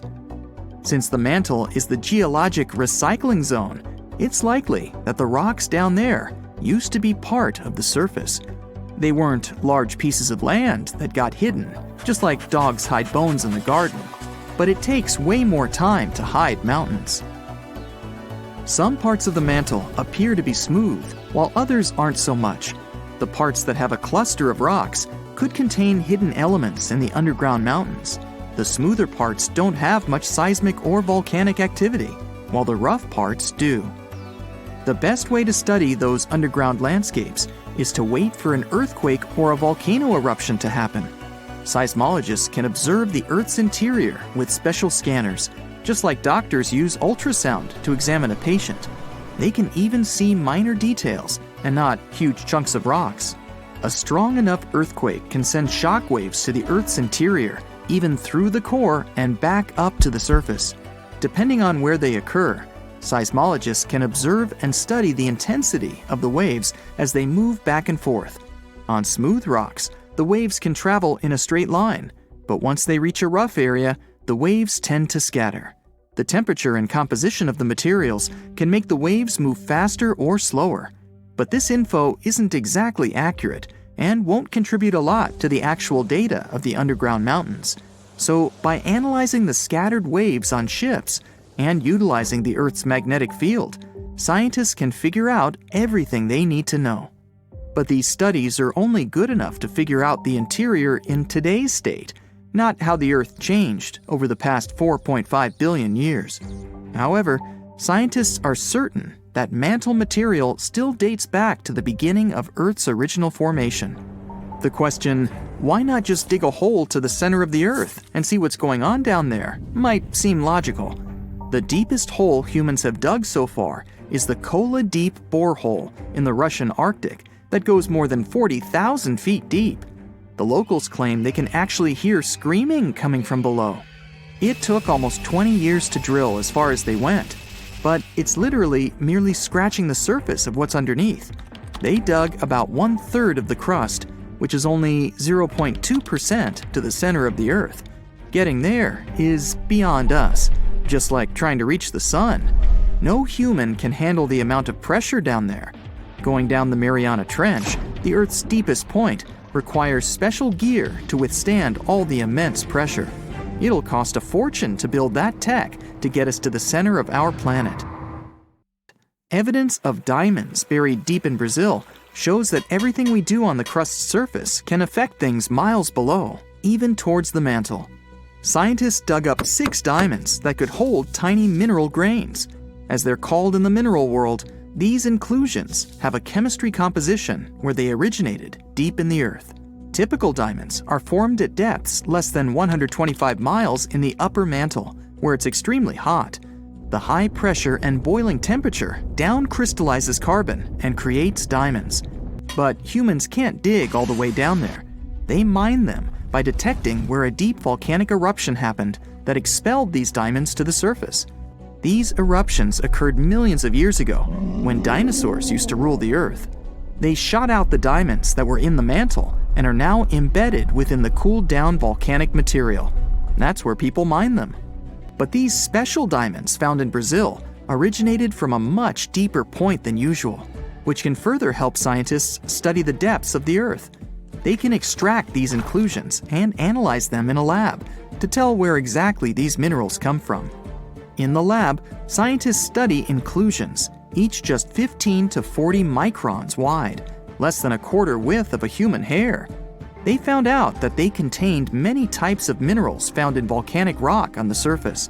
The carbon composition of the magma from the surface is much different than the ones deep in the Earth.